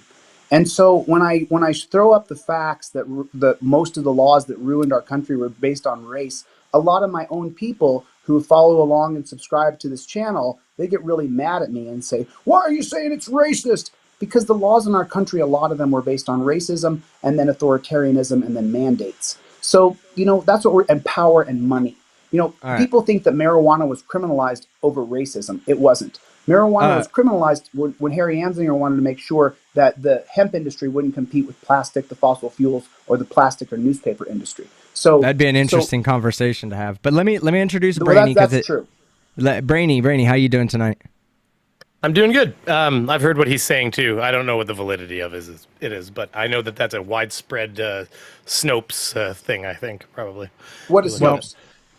Snopes is that that website where they No, but what are you saying? What are you saying? It's been things? snoped. I'm saying I don't personally know. I can't vouch for the actual thing. I've heard what you're talking about, and I've even spouted it at one point. So whether or not it's talking about the cannabis thing with the DuPont was fairly involved. That's why they went around the world, for instance, and got all the different countries of the world to make cannabis illegal. It wasn't because they felt so greatly for. Yeah, it wasn't because America felt so. I don't remember. I'm Canadian, but it wasn't because America felt so fantastic about. Yeah, but if I could just say, I mean, to support you, it wasn't necessarily that they wanted all of us to be free of the evils of marijuana. It's because it would compete with the cotton industry, and America was the #1 country in cotton. That is actually historically plastics, factual. and newspaper, and fossil fuels. Now and that DuPont was also Brandon, made chemicals for cotton cleaning. So okay, so now that we've gotten through all that, everybody's gotten their wits about them. I would like to, Mr. DeCastro asked the question. He said, "Kick, make a point that he can respond to." So I'm going to turn the floor over to Kick. Kick, I'm going to ask that you make a point and not insult too much. Or just an opinion we can debate. Yeah, opinion and debate, that's fine. But I want to allow Kick to make a fully fledged opinion or statement, and then I'll give you names. Go ahead, Kick, I'll listen. Go ahead, Kick. Floor is all yours. Thank you. DeCastro, why is it that the commissions that you have requested for research for this debate are all so old and only generally stem from the state of New York? How does that fit into your narrative for the Terry versus Ohio Supreme Court decision? I could hear you so well a minute ago, and then when you asked the question, you went so quiet. Can you just say it one more time? Sure. Why is it that all of these commissions, at least 3 out of... I am in the mic. If I was in the mic any further, I'd be the mic. Yeah. Then you'd be like skeptic. Oh, yeah. I'd be all up in it. Now, the commissions that you have provided for discussion tonight, 3 of them are just solely out of the state of New York. What is your cross-referencing for how they affect the Supreme Court ruling of Terry v. Ohio? Okay, so number one, sir, there's only been 4 commissions in the history of America that were funded and had years-long studies. And so I sent you 3 of those commissions.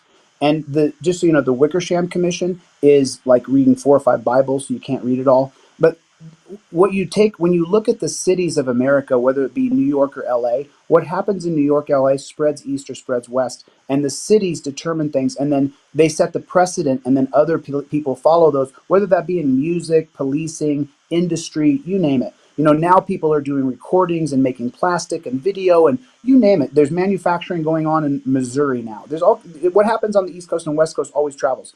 And so when you have these gigantic police departments and you find out that there's corruption all through them, well, if you have a giant police department, and by the way, there's 12 years of study on policing, and there'll never be another police commission, never. The police won't allow it. And so if you actually, now, did you just ask the question without knowing the content? Do you know the content of those commissions?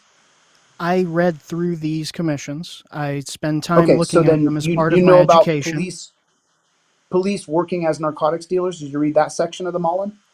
I read multiple sections. The one where it talks about how the police were being handled by the organized crime families during the time of Prohibition. I read the report where it talked about how they dealt with the drugs, and I believe that one was around the mid-90s. I want to say 94 commission, where the drugs came through.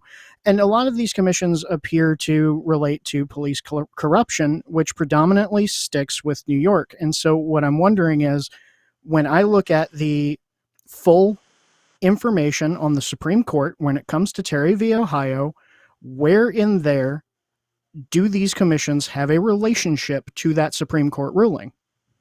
Because I do not see a referential bit of data.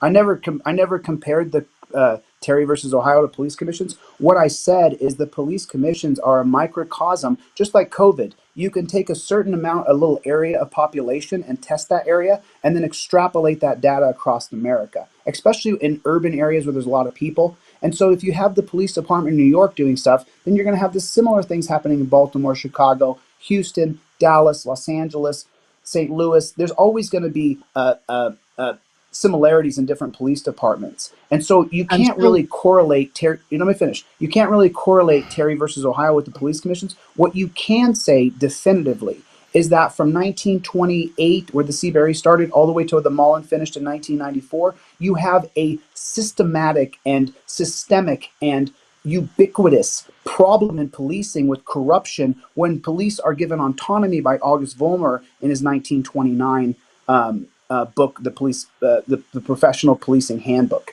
And so we militarized police in 1929, and Terry v. Ohio doesn't really associate with the police commissions in direct correlation with the Supreme Court. But what it does is it shows us that when you give someone autonomy and absolute power and you try to send them to integrity training, that's not going to work. You can't give someone absolute power and then go, you know what? Let's send you to integrity training too. Because let me just say something. I believe, unlike my friend Tony, who called me all these horrific names, I believe I'm one of the most based people that you'll ever meet. But if you give me absolute power over you, it's not if I'll abuse you, it's when I will abuse you. And if there's not someone looking over me who, when I have absolute power over you, it is only a matter of time before you are abused by me.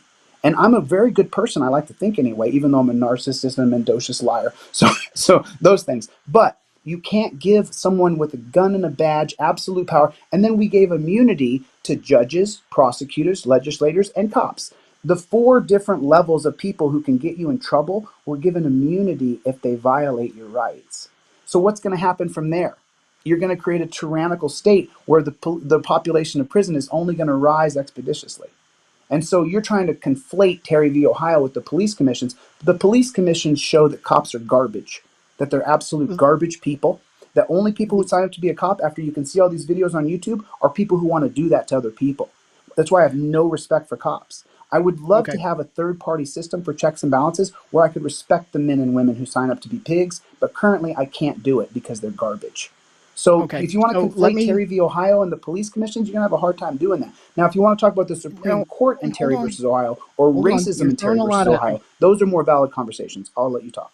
Yeah, let him answer. Okay, go ahead. You're throwing a lot out there, and a lot of this is very metaphorical in the way that you're approaching it. And so, well, considering that you gave me some predisposed idealist examples that you wanted to use, like with COVID, but I'm not saying you're an idealist. I'm describing the metaphors you used. Now, please let me finish. Let him answer. I'm not conflating Terry v. Ohio to the commissions. That is a lead-in question to the follow-up question. And what you did was you took every path that was available instead of the one. So, considering that there is no tie-in that you can see aside from the absolute baseline dotted line of police corruption that you can tie to Terry v. Ohio, which is what appears to be your primary gripe with the government, just based on what I've read in your About section from your YouTube channel, then I would say that when it comes to police corruption, because of these commissions that took place in those locations and the ethics committees, the concepts that they have come up with to handle how police interact with the public, how they interact with each other, to limit the levels of corruption, to create internal advisory boards and internal audits for themselves, do you not find that those commissions actually had positive feedback loops that went throughout the United States to help reduce that level of corruption? No. And how can you justify that? Well, are you telling me that the police commission shined a positive light on policing? The police commissions provided the police departments a positive learning experience so that way they can reduce levels of corruption, which they can use through those items that they found in the commissions. There's always going to be some level of positivity that you can find in something that's negative, right? So in this case, would not the silver lining be that because they exposed these levels of corruption, that now these ethic boards and these internal audit teams and these internal investigation teams that exist across America and the police departments, that because they exist, would you not attribute that as a positive reaction to the commissions? No, because if you actually read them like I did, if you actually read every word and you read the footnotes, what you'll see is that the federal district judges who ran those commissions, you'll find hold on, you just completely cut off any type of viability I could have by gaslighting my level of education and what I read in that. So I would like to ask you to rephrase what you said instead of, hey, I know you read them, but you didn't read them as good as I did.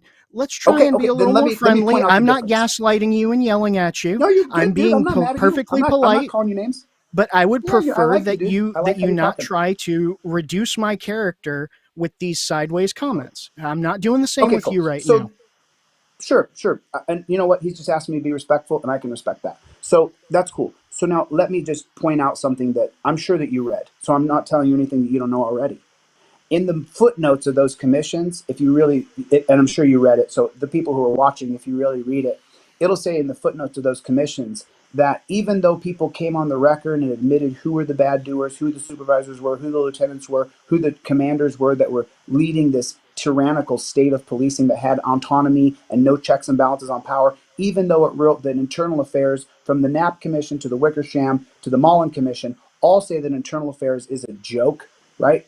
They're still not going to prosecute any of those people, and they're not going to release the names of any of those people because they don't want to, take a chance on anybody getting hurt. While meanwhile, those police hurt, ruined, murdered, raped, and killed tens of thousands or hundreds of thousands of people throughout those 3 different police commissions. And in the Mullen Commission specifically, I wish I had it with me here, but there's lots of footnotes in there where they say that they're not going to release the names of these people.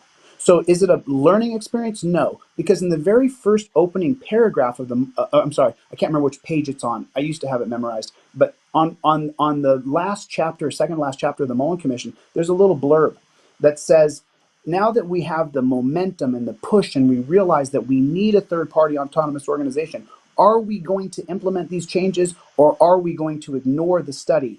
And that was from the Knapp Commission of 1972, published in the Mullen Commission of 1994, showing that we still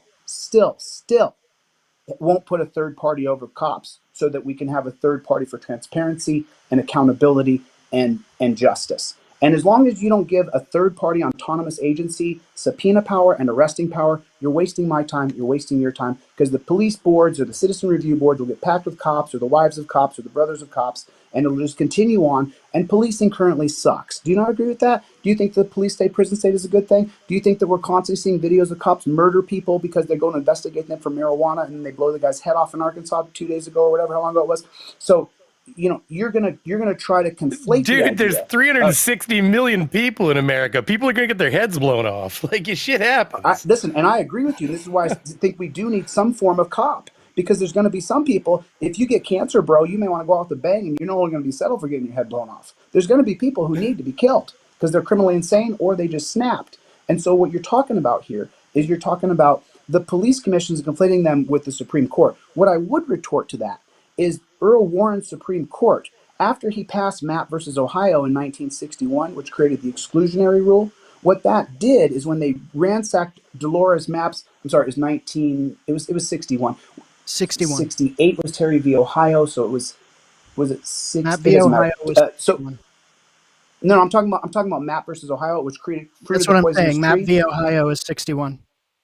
Thank you. I appreciate that, sir. So in 61, the Earl Warren court passed Mapp versus Ohio when the police ransacked Dolores Mapp's house looking for pornography. Really, they just had the hots for this chick and they wanted to go into her house. And so they took evidence out of her house and they charged her with obscenity crimes, right, for having porn or whatever. And then because of the police putting so much pressure on Earl Warren, he was the only Supreme Court justice that was ever on the verge of being impeached. He then gave the police a caveat in 1963 with Kerr versus California, that if you go to someone's house and you just think there's criminal activity afoot, you can just knock on the door, announce, and then go bursting into their house. So Earl Warren acquiesced to the police unions to allow police to enter your house by a simple knock after he passed Mapp versus Ohio, which fruited the poisonous tree. So then all the cops have to say is, you know what, we knocked first.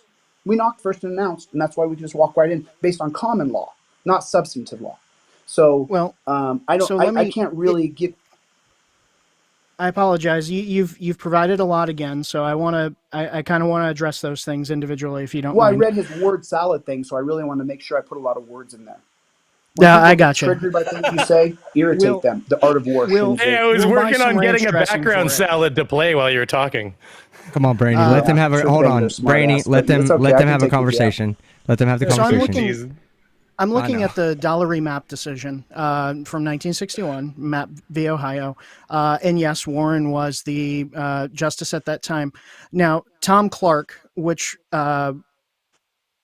did the opinion initially, he had the initial authoring of the opinion.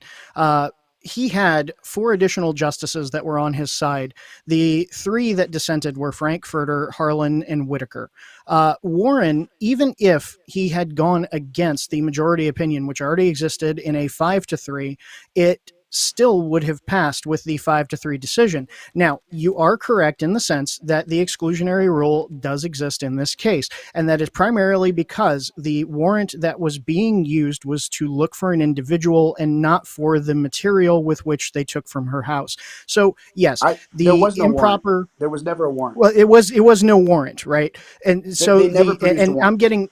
I'm sorry, I've got like 12 cases pulled up here. So I don't need to when look it them up. comes I already to, know what it is. There was no warrant. okay, and that's great. All right. There Even is though no I'm a fake warrant here. constitutional law scholar. I don't need to look up Okay. shit. These guys got their computers open. Well, I can't store everything in my head because, you know, I got to But I make room can. for more important shit. But I can. Like my family. But And I can. do this from my At any computer. rate. So. But So I can. There's a big difference between us. right. So anyway, even though she was convicted of all this, regardless of whether or not you can memorize this stuff or not, Warren, had It was he or overturned. had he Her not conviction was overturned. dissented, it still would have been a 5-4 decision instead of the 6-3 that it was. Now, when it comes to the questions about police, do I think that the police are doing a pretty good job? Yeah, as a matter of fact, I do. And the reason why is get that boot I out of see your mouth, dude. The police are doing a see shitty more Let him finish. Let him positive- finish. Let him finish. Well, I I'm not see going to listen to more- that garbage. Hold on. I Let him see finish. more positive police interactions in the communities with which I have lived and where I visit. Now, Where do you there live? are bad police. I'm not giving that information to you.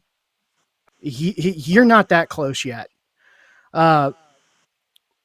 The bad police do exist. There are bad police interactions. They're all and the bad. majority that we see of bad police interactions are created bad police interactions by people who provoke them while they are performing another duty or service.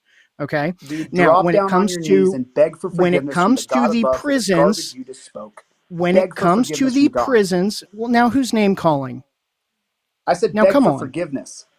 That's disgusting. Whatever. You think the citizens Are you going gonna to let me finish irritate the cops, or do answering the all cops of your walk up and questions? investigate you based on their Let- Are you suspicion? going to Hey, let me finish Chille, answering all of your Chille. questions? Well, you're saying You garbage. have a lot You're to just putting say your and opinion nothing in. of substance. I'll give you an opportunity to respond, Chille. Go ahead. Okay.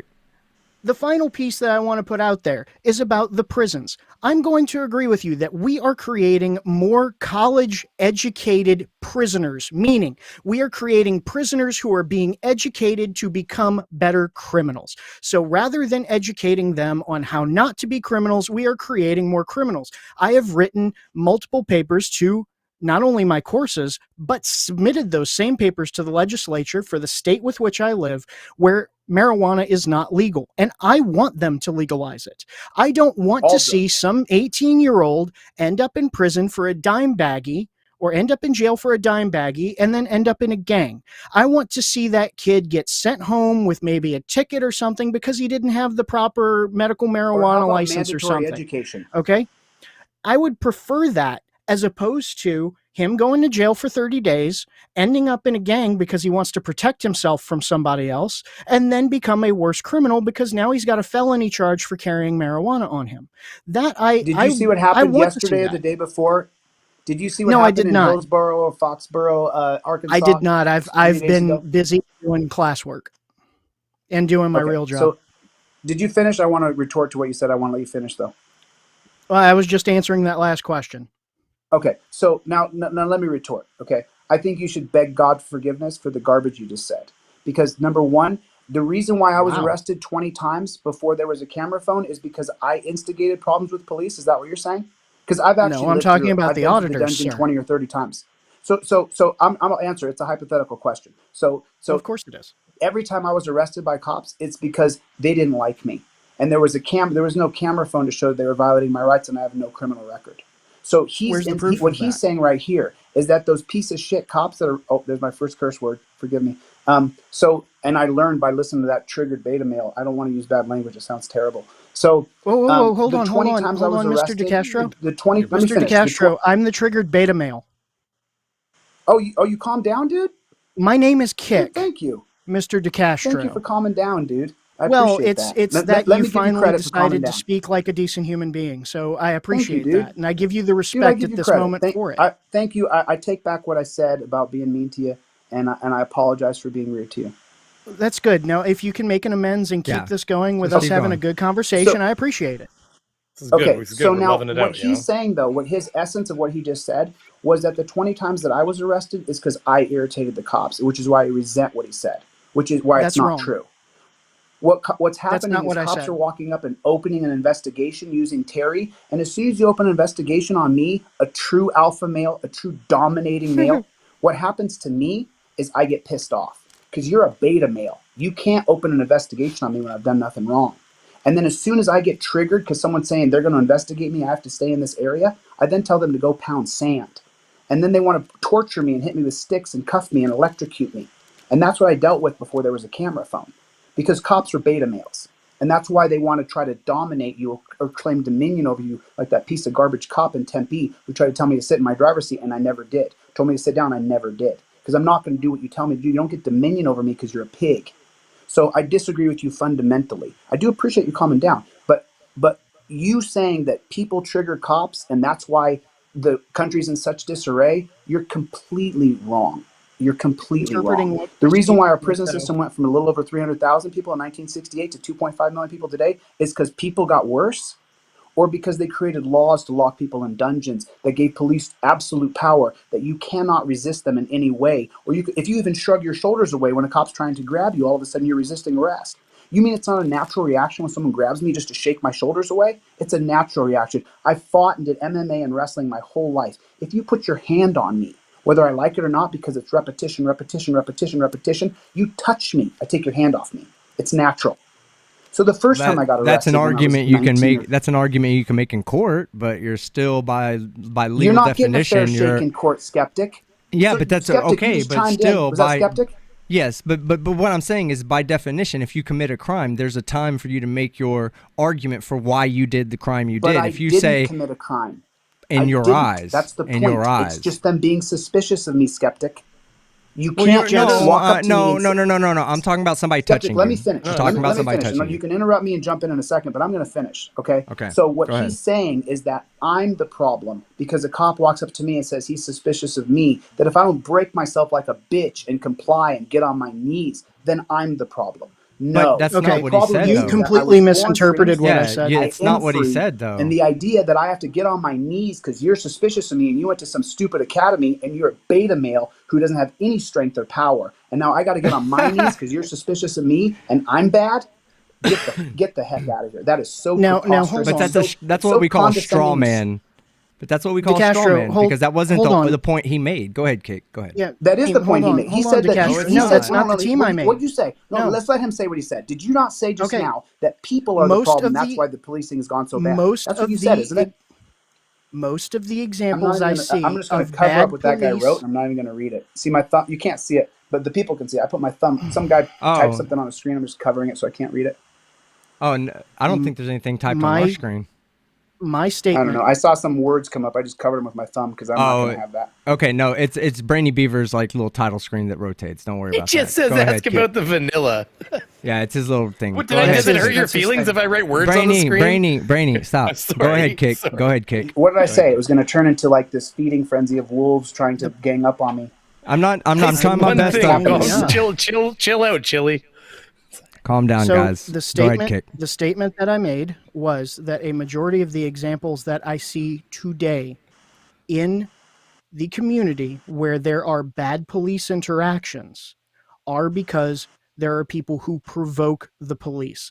I did not say that you yourself provoked the police. Hold on.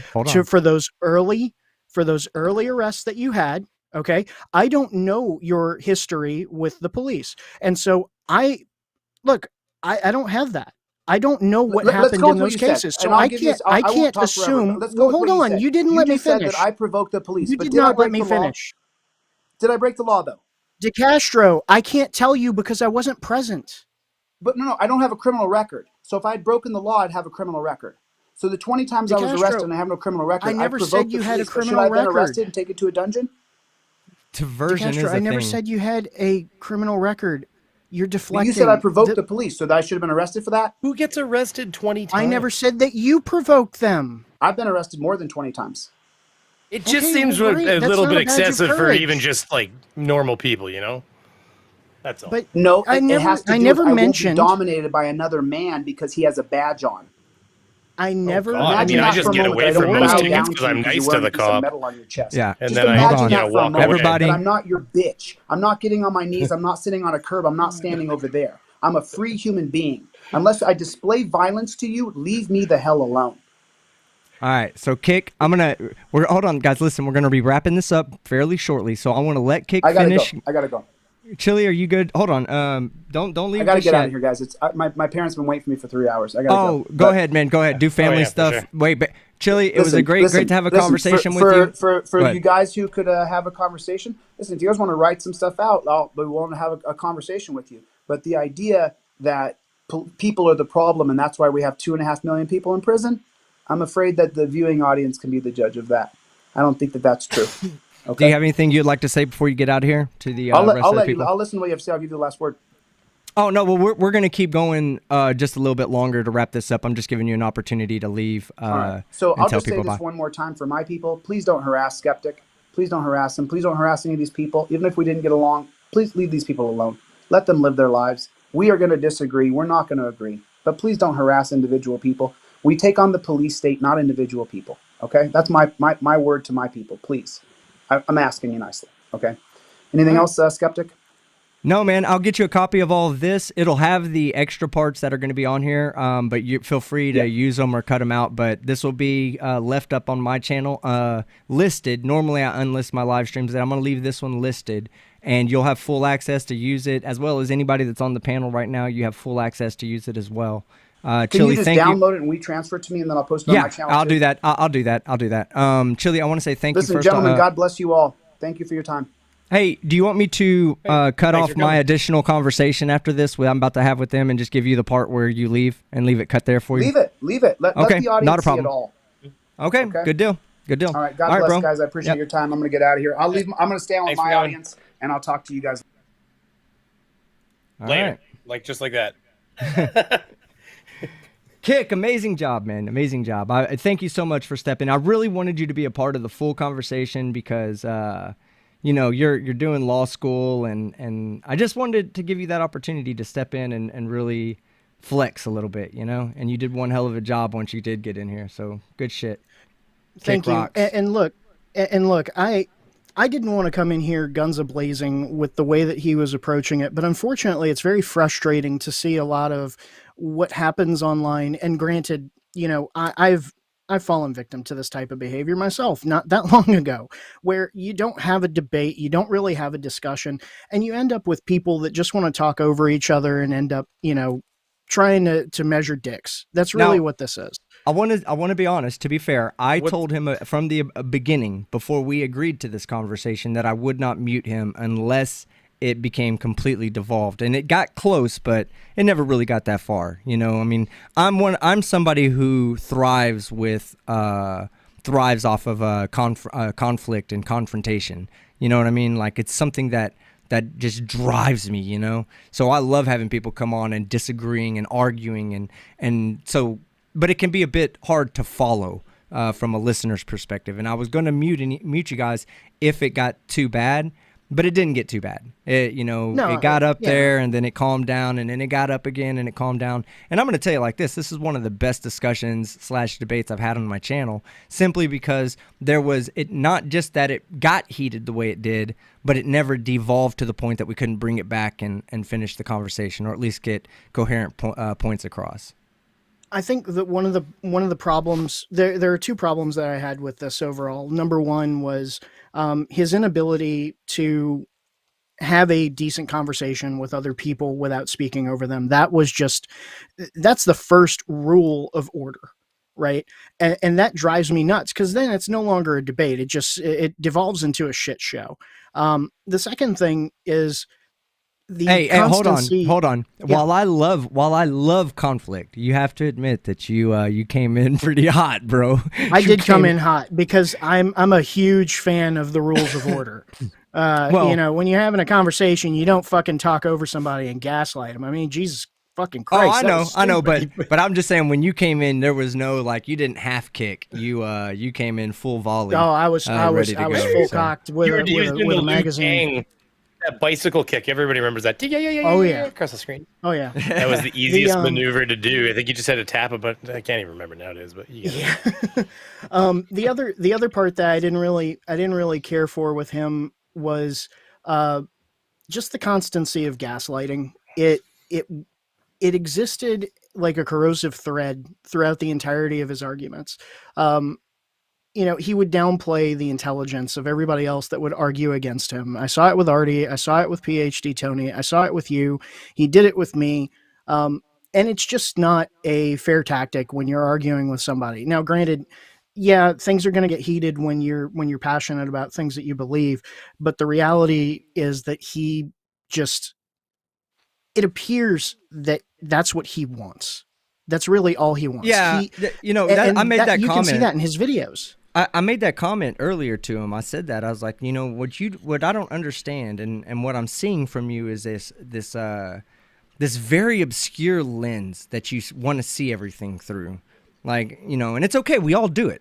To say that you're a bad person because you have confirmation bias or you have a predication to agreeing with a certain political viewpoint or whatever the case may be. It's not. You just have to recognize it. And that's what I said to him. I was like, I think that you feel this way because you consistently see these interactions through this lens of cop bad. I don't think that it's possible for him to accept the fact that there may be one good cop in America, just one. I don't think you could convince him of that. And it's his own personal personal bias. It is his own personal bias. So, but we all have it, we all have it. And to say I don't have it would be just disingenuous.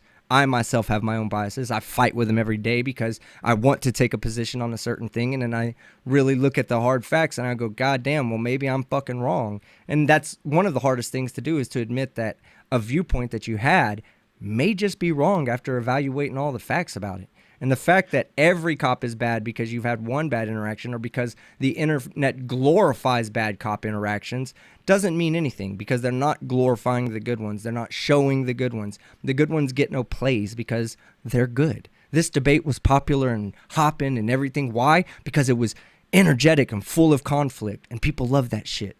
People don't love the fucking... That's why I got to the thing where I was brought up Detroit Metro audits, and he was like, oh, no videos this week because all the audits are good. Well, why not post those? Because it's not about the First Amendment. It's about that attention that you're getting from it. And I feel that, that I personally feel that he's the same way. He's very narcissistic, and he probably feeds off of the attention. Now, I'm not a psychologist, of course, but that's just my personal opinion. Well, he's definitely on his own stream right now, still yapping away and flapping his gums. He's there to. Sorry. I thought he said he had his parents. I thought he said his parents were waiting for 3 hours on him. No, he's lying about that. He's there to kiss ass and flap gums, and he's all out of ass. So, listen, with Facebook Academy, you can be a psychologist in the year 2022. It takes only minutes every other day on like. While I'm sorry, Brainy. Can you speak into the mic? Shit, that was so funny. He's like, I'm sitting there. He's like eating the mic, dude. I'm trying not to eat my microphone the entire time because he just cannot shut the fuck up. No, I was like, how can you not hear me? Like, my face is on the microphone. Like, what is going on? But honestly, though, I have no hate towards him. Okay, we have a fundamental disagreement. I cover these disagreements on my channel, like these types of interactions on my channel. He happened to be the subject of the interaction, and he volunteered to come on and have this conversation. So I do want to give him props for doing that. More than not, when I reach out to the people I cover, especially ones that can at least hold a conversation, and get for what you want, you might say that guy couldn't hold a conversation at times. He's well spoken enough to bring him on and at least hear his points out. I think he can form his points coherently. I've reached out to many people that have felt that way, and they've completely either ignored me or said no fucking thank you. So the fact that he came on, I do appreciate that, and I don't want, I don't want him to think that I hate him because I fundamentally disagree with him. Because there are things that I do agree with him on, especially, the First Amendment. I believe in protection of the First Amendment. I wish it wasn't as restrictive as it is. I can agree with that. I try to remain as neutral as I can when it comes to the way that we look at laws, because it's very easy to get emotionally intertwined and passionate about how they are and what we believe, how we've been raised, all of the different socioeconomic things that can affect us and what our ideals and our beliefs are. But the thing is that I look at him, I see what he has, and unfortunately he's so driven by his beliefs that we lose the substance of who DeCastro really is. We lose all of that. We lose sight of the real person underneath, because it's all the what you call it. It's all for show. It's all the camera. It's the person he's playing on stage. And that's unfortunate, because when you take on that persona, when you are that stage persona, you lose who you are over time. And I can only hope you're Ty Lopez, but just a few more pounds on. Maybe. Well, Ty Lopez, the infomercial dude. So check it out, guys. Check it out. Listen, I have to do super chats so that we can get out of here at a reasonable time. There were quite a few of them. So I want to say that I got to send him this video, so I'm thinking I should cut this off and just go do a super chat, start up just a real quick super chat stream and read off the super chats. I'll leave that up to the chat. Would y'all rather me just read them now or read them on a second live stream so that way we can end this one? I'm going to go ahead and step down so that way you can do what you got to do. But just one final statement. I really appreciate you having me on tonight. Again, I really could have enjoyed this conversation had it stuck to the topic. I really see that there's somebody underneath that not necessarily can be saved, but there is a person underneath all of that veneer, that armor that's put up by his beliefs. And I can only hope that one day that cracks and he can come through and just be a better person in society. It has nothing to do with the police. It has nothing to do with laws. I can only hope that he becomes a good member of society. So with that, I appreciate everybody. Y'all have a great day. Be well, be good to each other. All right. Well, Kick, thanks a lot, man. Thanks a lot. Yeah. I didn't know half of what you were talking about, but I was there for the ride. I sounded good though. I'm not a law person like that. Brainy, what we'll do is we'll go ahead and end this stream, and then we'll jump into to just me and you, and we'll read off super chats and kind of react to the debate. Before we shut her down, what I would say, I'm kind of lean into frame here a bit better, is that there was sadness in those eyes. You can always see it. Okay, that's where the cracks are forming. All right, so guys, listen. Let me get on camera real quick. I totally forgot that I had my camera off the whole time. I had to charge it up. It went off on me at the very beginning. It was getting ready to turn off again. But let me get on here. All right. Can you remember those? I'll talk about it later. All right, guys, look, I'm going to shut this live stream down now. I'm also going to start up another live stream just to read off the super chats for those of you that did super chat. And if you wanted to see, listen to our reaction or address them, then by all means, feel free to come over there and hang out. For those of you that were just here for the debate, thank you so much. I appreciate your support. I appreciate you being here. And I'm going to start doing more Sunday shows. I really miss Schrodinger's Sunday show. So I think I'm going to pick up the ball. I used to do a Sunday show too before I stopped, and he really took over that day. But I think I'm going to pick it back up. We'll do a submission show where you guys can come in and submit videos to watch. And I'll select some of them to react to over... Oh, man. Sorry, my ADD kicked in. I kind of want to show y'all my source video. Do y'all want to watch the source? Do y'all want to watch Long Island Audits Get Arrested? Yes or no? It's coming out in a video probably Tuesday. I'm pretty worn down by this debate, so I'll probably put out the video Tuesday. But who here, put a 1 in the chat right now if you want to watch the video of Long Island audits getting arrested. My source video for the upcoming video. Put a 1 in the chat. And then we'll wait. Oh, I forgot. I have it on like a minute delay right now, Brainy, because I didn't know how this was going to go, and I wanted to be able to stop it in case I needed to. I thought that looked like a delay. I was like, man, things seem to be happening differently. You're usually straight on. Hey, wait, how do you do that? Did you delay it through the actual studio? I'll address this. Yeah, I'll address this super chat though. $5 from Teresa.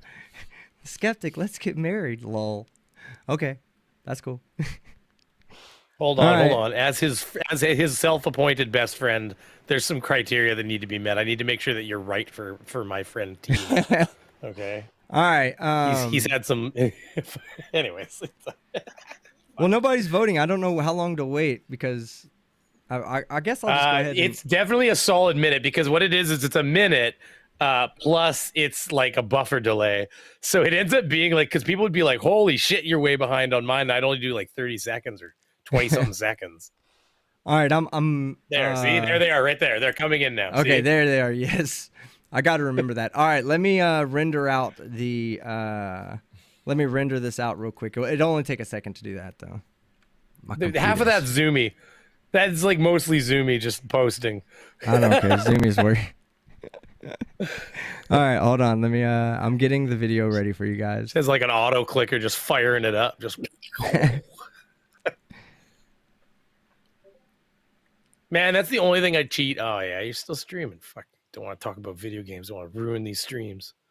I was gonna say that's the only thing I use as a cheat is an auto clicker in one video game, but not online. It's a single player game. I don't cheat in online games. I just messed up, but it's okay.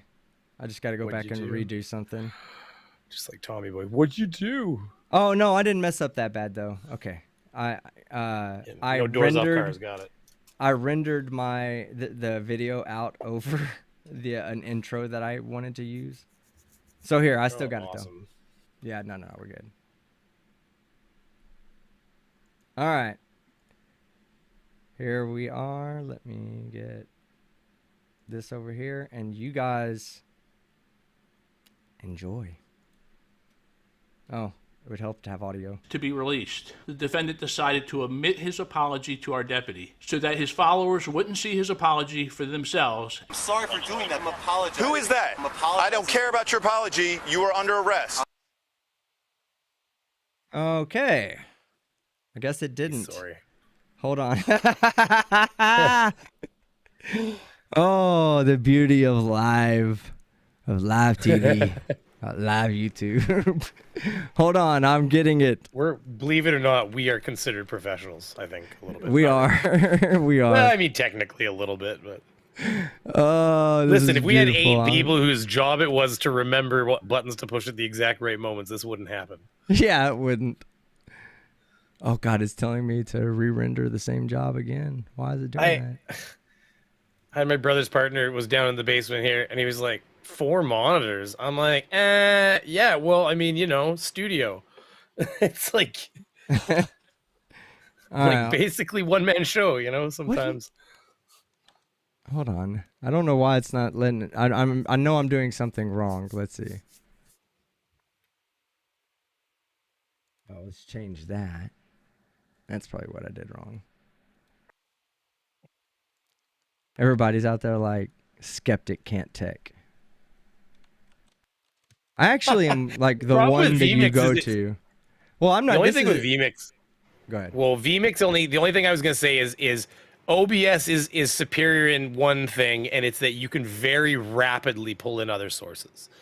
Whereas, no, I messed up on the render and I messed up in the render and DaVinci. I just rendered out the same thing over and over. So now we're just waiting for you to tech, I guess. Okay, I see.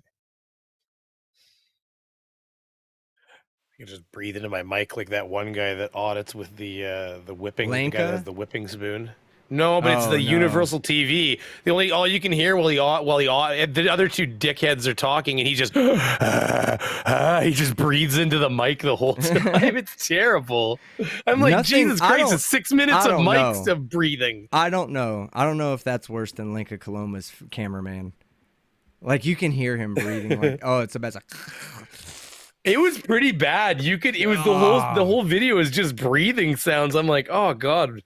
I can taste your breath through my speakers now. I'll leave that to the audience if they think that who's the worst. Hey, ban that vum.today bullshit. There it is. I got it. All right, here we go. Now I got the right video in for you guys. I told you I was working on it. It might not have seemed that way, but I was. You got NA. You smashed it. Sound. I know. I'm fixing that. Hold on. Calm down. Sorry. Brainy, I was making sure. Crew. Man, Nick on In Time played like for days with an echo. Days. All right, here we go. The defendant repeatedly apologized to the deputy and asked to be released. The defendant decided to omit his apology to our deputy so that his followers wouldn't see his apology for themselves. I'm sorry for doing that. I'm apologizing. Who is that? I don't care about your apology. You are under arrest. Tonight, a self-proclaimed activist is apologizing for filming a traffic stop in Harford County. Now, Reyes had nothing to do with the speeding stop, but walked over with his phone and began recording. The video shows Reyes refusing to listen to the deputy's orders, which led to his arrest. The video led to an internal investigation, which found that Deputy Jackson did nothing wrong. And now, as part of a deal with prosecutors, Reyes has written an apology letter to Deputy Jackson and will complete community service. Yo.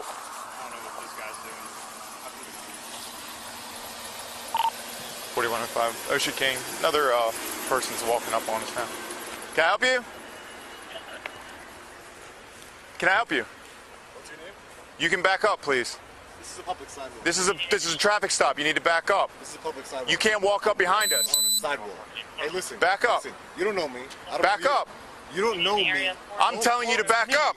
Like you. I'm telling you to back up. I don't care. Who do you think? Back up. Millions of people watching. Back up. I'm telling you. Yes. Back up. You gonna tase me? Yes. Back up. I'm on a public sidewalk. Back up. I'm on a public sidewalk. This is a traffic stop. You do not belong here. I am far away. I have a right to film the police. You can go over there. You're interrupting. No, I'm not. Turn around, put your hands behind your back. You're under arrest. For what? I'm on a You're sidewalk, under arrest. sir. You're under arrest for hindering. Turn around and put your hands behind your back. Sir? Turn around and put your hands on a sidewalk. I'm telling you right now, bud. Put your hands behind your back. All right, listen. Don't reach in your pockets. Put your hands behind your back. Sir, I'm not interfering with anything, sir. Sir, I'm not interfering with anything. I'm on a sidewalk. You're under arrest. I told you. For what? Hindering. Sir, I was on the sidewalk. You can let go of this. I was on the sidewalk. You can let go of this. Everything's being individually recorded, okay? Sir. Okay. This is going to go in your pocket for the time being. being. I'm on the sidewalk, sir. And sir, listen to me. Listen to me. 603 dispatch. Can you open up a separate card for hindering and mark 1095 here? For what? Start me, supervisor, please. Mistake. You guys are making a big. I'm on a sidewalk. This is a public sidewalk, sir. I'm allowed to walk on the sidewalk. He told you we're in the middle of a traffic stop. But I'm stop. walking on the sidewalk, sir. I'm walking on the public sidewalk. Can I speak to a sergeant? Yeah, they're coming. You're going to have a seat right here on the curb. Have a seat. Yes, sir. You good right there? Yeah, can you hang with him? Let me finish this up here. What's that? Is the sergeant coming, sir? Yeah, they're coming. Thank you. Yeah, I know, but he's fine right here. You have your in-car on? Yeah, I don't think it's going to reach from here. The mic? Okay, well, I don't want to up here with this guy. Can I let you know something? Go ahead. I just want to let you know that what I do for a living, I'm a constitutional activist. Okay. And what I do is I film the police. Okay. From publicly accessible areas. You can stand over there and film us from the front. You cannot walk up. Listen to me. I was walking. Listen to me. I was going that way. You didn't. No. You walked up behind us, and when I told you to back up, you're telling me this is a sidewalk. No, you can't get this close. I'm walking down that way. When the police are conducting an investigation. That, no, you don't understand. I do this for a living, sir. I really listen. Okay, but I'm explaining it to you. I just want to talk to you. Millions of people see my videos, sir. I'm telling you. You can look it up. It's called Long Island Audit. I'm from New York. It makes no difference to me about the videos. Listen to me. No, I'm not saying that. Do you want me to explain to you? Yes. Okay. Maryland and the Harford County Sheriff's Office, which I am, a Harford County Sheriff's Office deputy, okay? We will allow you to video. I don't care if you're standing over in the parking lot where I can see you, away from the traffic stop. But as soon as we do a traffic stop or any other type of investigation, we drop a bubble on the area that we're in. You're not walking up behind me. No, I wasn't trying. No. You walked from over there to right here. You're not walking up. Listen to me. Okay, I'm listening. You're not going to get the full answer unless you just stop. I'm going to listen to you, sir. You walked from that car over there, this direction, right behind my truck, to the back corner of my truck. Right here. Okay? And I told you no. That's why I recorded. I said back up. I wasn't. Okay, you don't want to listen. So we'll go ahead and charge, okay? And then you can listen, no, it's not. Come on, you're under arrest. Sir. You're under arrest. Sir, don't listen to me. All right.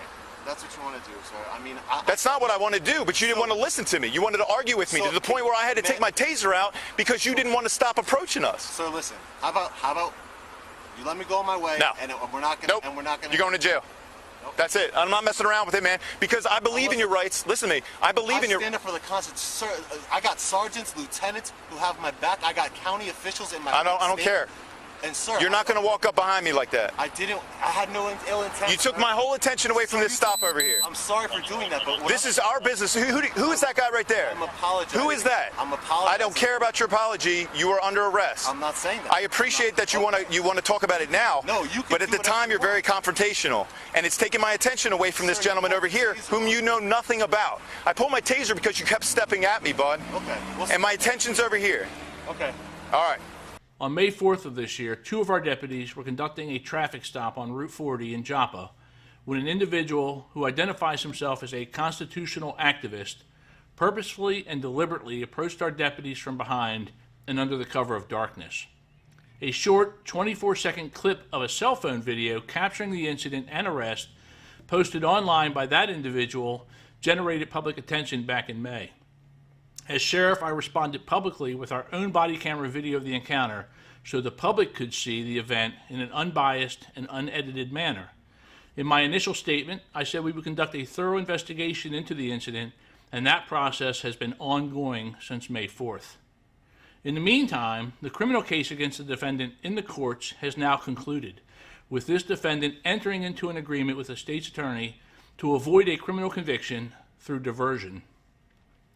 As part of the agreement, this defendant will perform 10 hours of community service here in our county. He has apologized in a written letter to the involved deputy for his actions, admitted to the wrongfulness of his actions, and apologized to creating a situation that put the safety of individuals and police at risk. He has also withdrawn his formal complaint against the deputy. With the decision of the defendant to withdraw his complaint, this administrative investigation will now be closed. Although the defendant was not interviewed as of the complaint being withdrawn, I will offer that our Office of Professional Standards did not identify any violation of policy or law during the already completed work of the administrative investigation. To once again be clear, as your sheriff, I respect and value a citizen's First Amendment right, as do the members of this agency, but no one should believe this is the same as being able to say and do whatever you might want. And at no time was he ever told he was being arrested for recording. In fact, an alternate location was suggested that would allow the defendant to capture the entire incident on video while not interfering with the traffic stop, something this individual readily admits he should have done. This individual was placed under arrest after refusing to obey the orders of the deputy to move back and hindering the deputy in the performance of his lawful duties.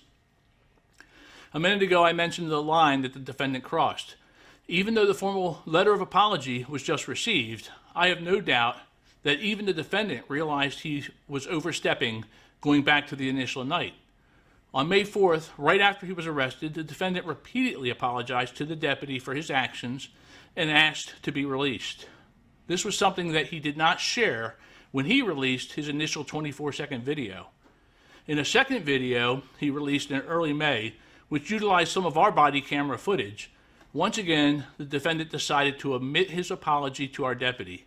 I can only assume these actions were done so that his followers wouldn't see his apology for themselves, and sadly, this led to many hateful, threatening, and derogatory calls, emails, and messages being sent to our office and to the deputy himself.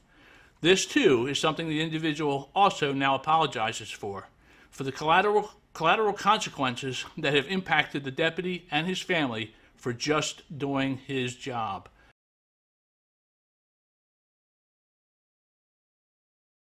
All right, guys. Well, that's it. That's the end of the show. We are starting an immediate new live stream right now. I'm going to shut this one down and start a new one. And we'll be covering all super chats that were given during this live stream. So, Brainy, do you have anything you'd like to add before we get out of here? Baba Booey. Not really. Baba Booey. There you go.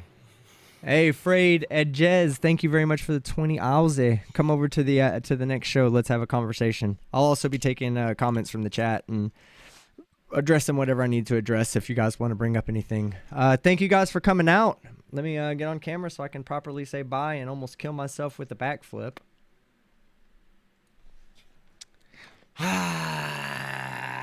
Make sure you hook those toes on the underside of that table. I learned my lesson. I never scoot too far back anymore just because I know that there just might be a possibility that I have to catch myself. Guys, thank you so much for being the people that you are and supporting the channel the way you do with viewership, super chats, likes, dislikes, comments, subscribes. All that shit is so greatly appreciated. We've had a lot of people subscribe lately and a lot of new people coming to watch the channel, and it means the world to me just to see the new comments that are coming in. They're like, I just found your channel and I can't believe this shit. I love the way you address this. And those comments really drive me. And I want to say thank you to every person that's ever left a comment on any one of my videos. Thank you so much. You've been part of the motivation I have to do more videos. This video we just watched, it's a little bit older of a video. I never got around to covering it. The reason why I'm covering it now is simply because going out and finding material right now means that I have to sift through war crimes and videos of war crimes to get to them. And it's playing a role on me, guys. Like, I don't want to see this shit right now, ever, to be honest with you. But the show must go on. We will find stuff to talk about. We may just cover some First Amendment for auditors and sovereign citizens and of the whatnot. And I'll take some suggestions from you guys if you guys have any suggestions for me. But let's head over there. Let's cover all these super chats and let's keep this after party going. Maybe some people will want to jump on and have a good time with us. All right, guys. I love each and every one of y'all. We'll see you over there in less than 5 minutes. All right. Yeah. I'm team. I almost forgot to do it. Almost forgot. I'm Team Skeptic, and I'm out. Woo! No falling over today. No falling over. We get you some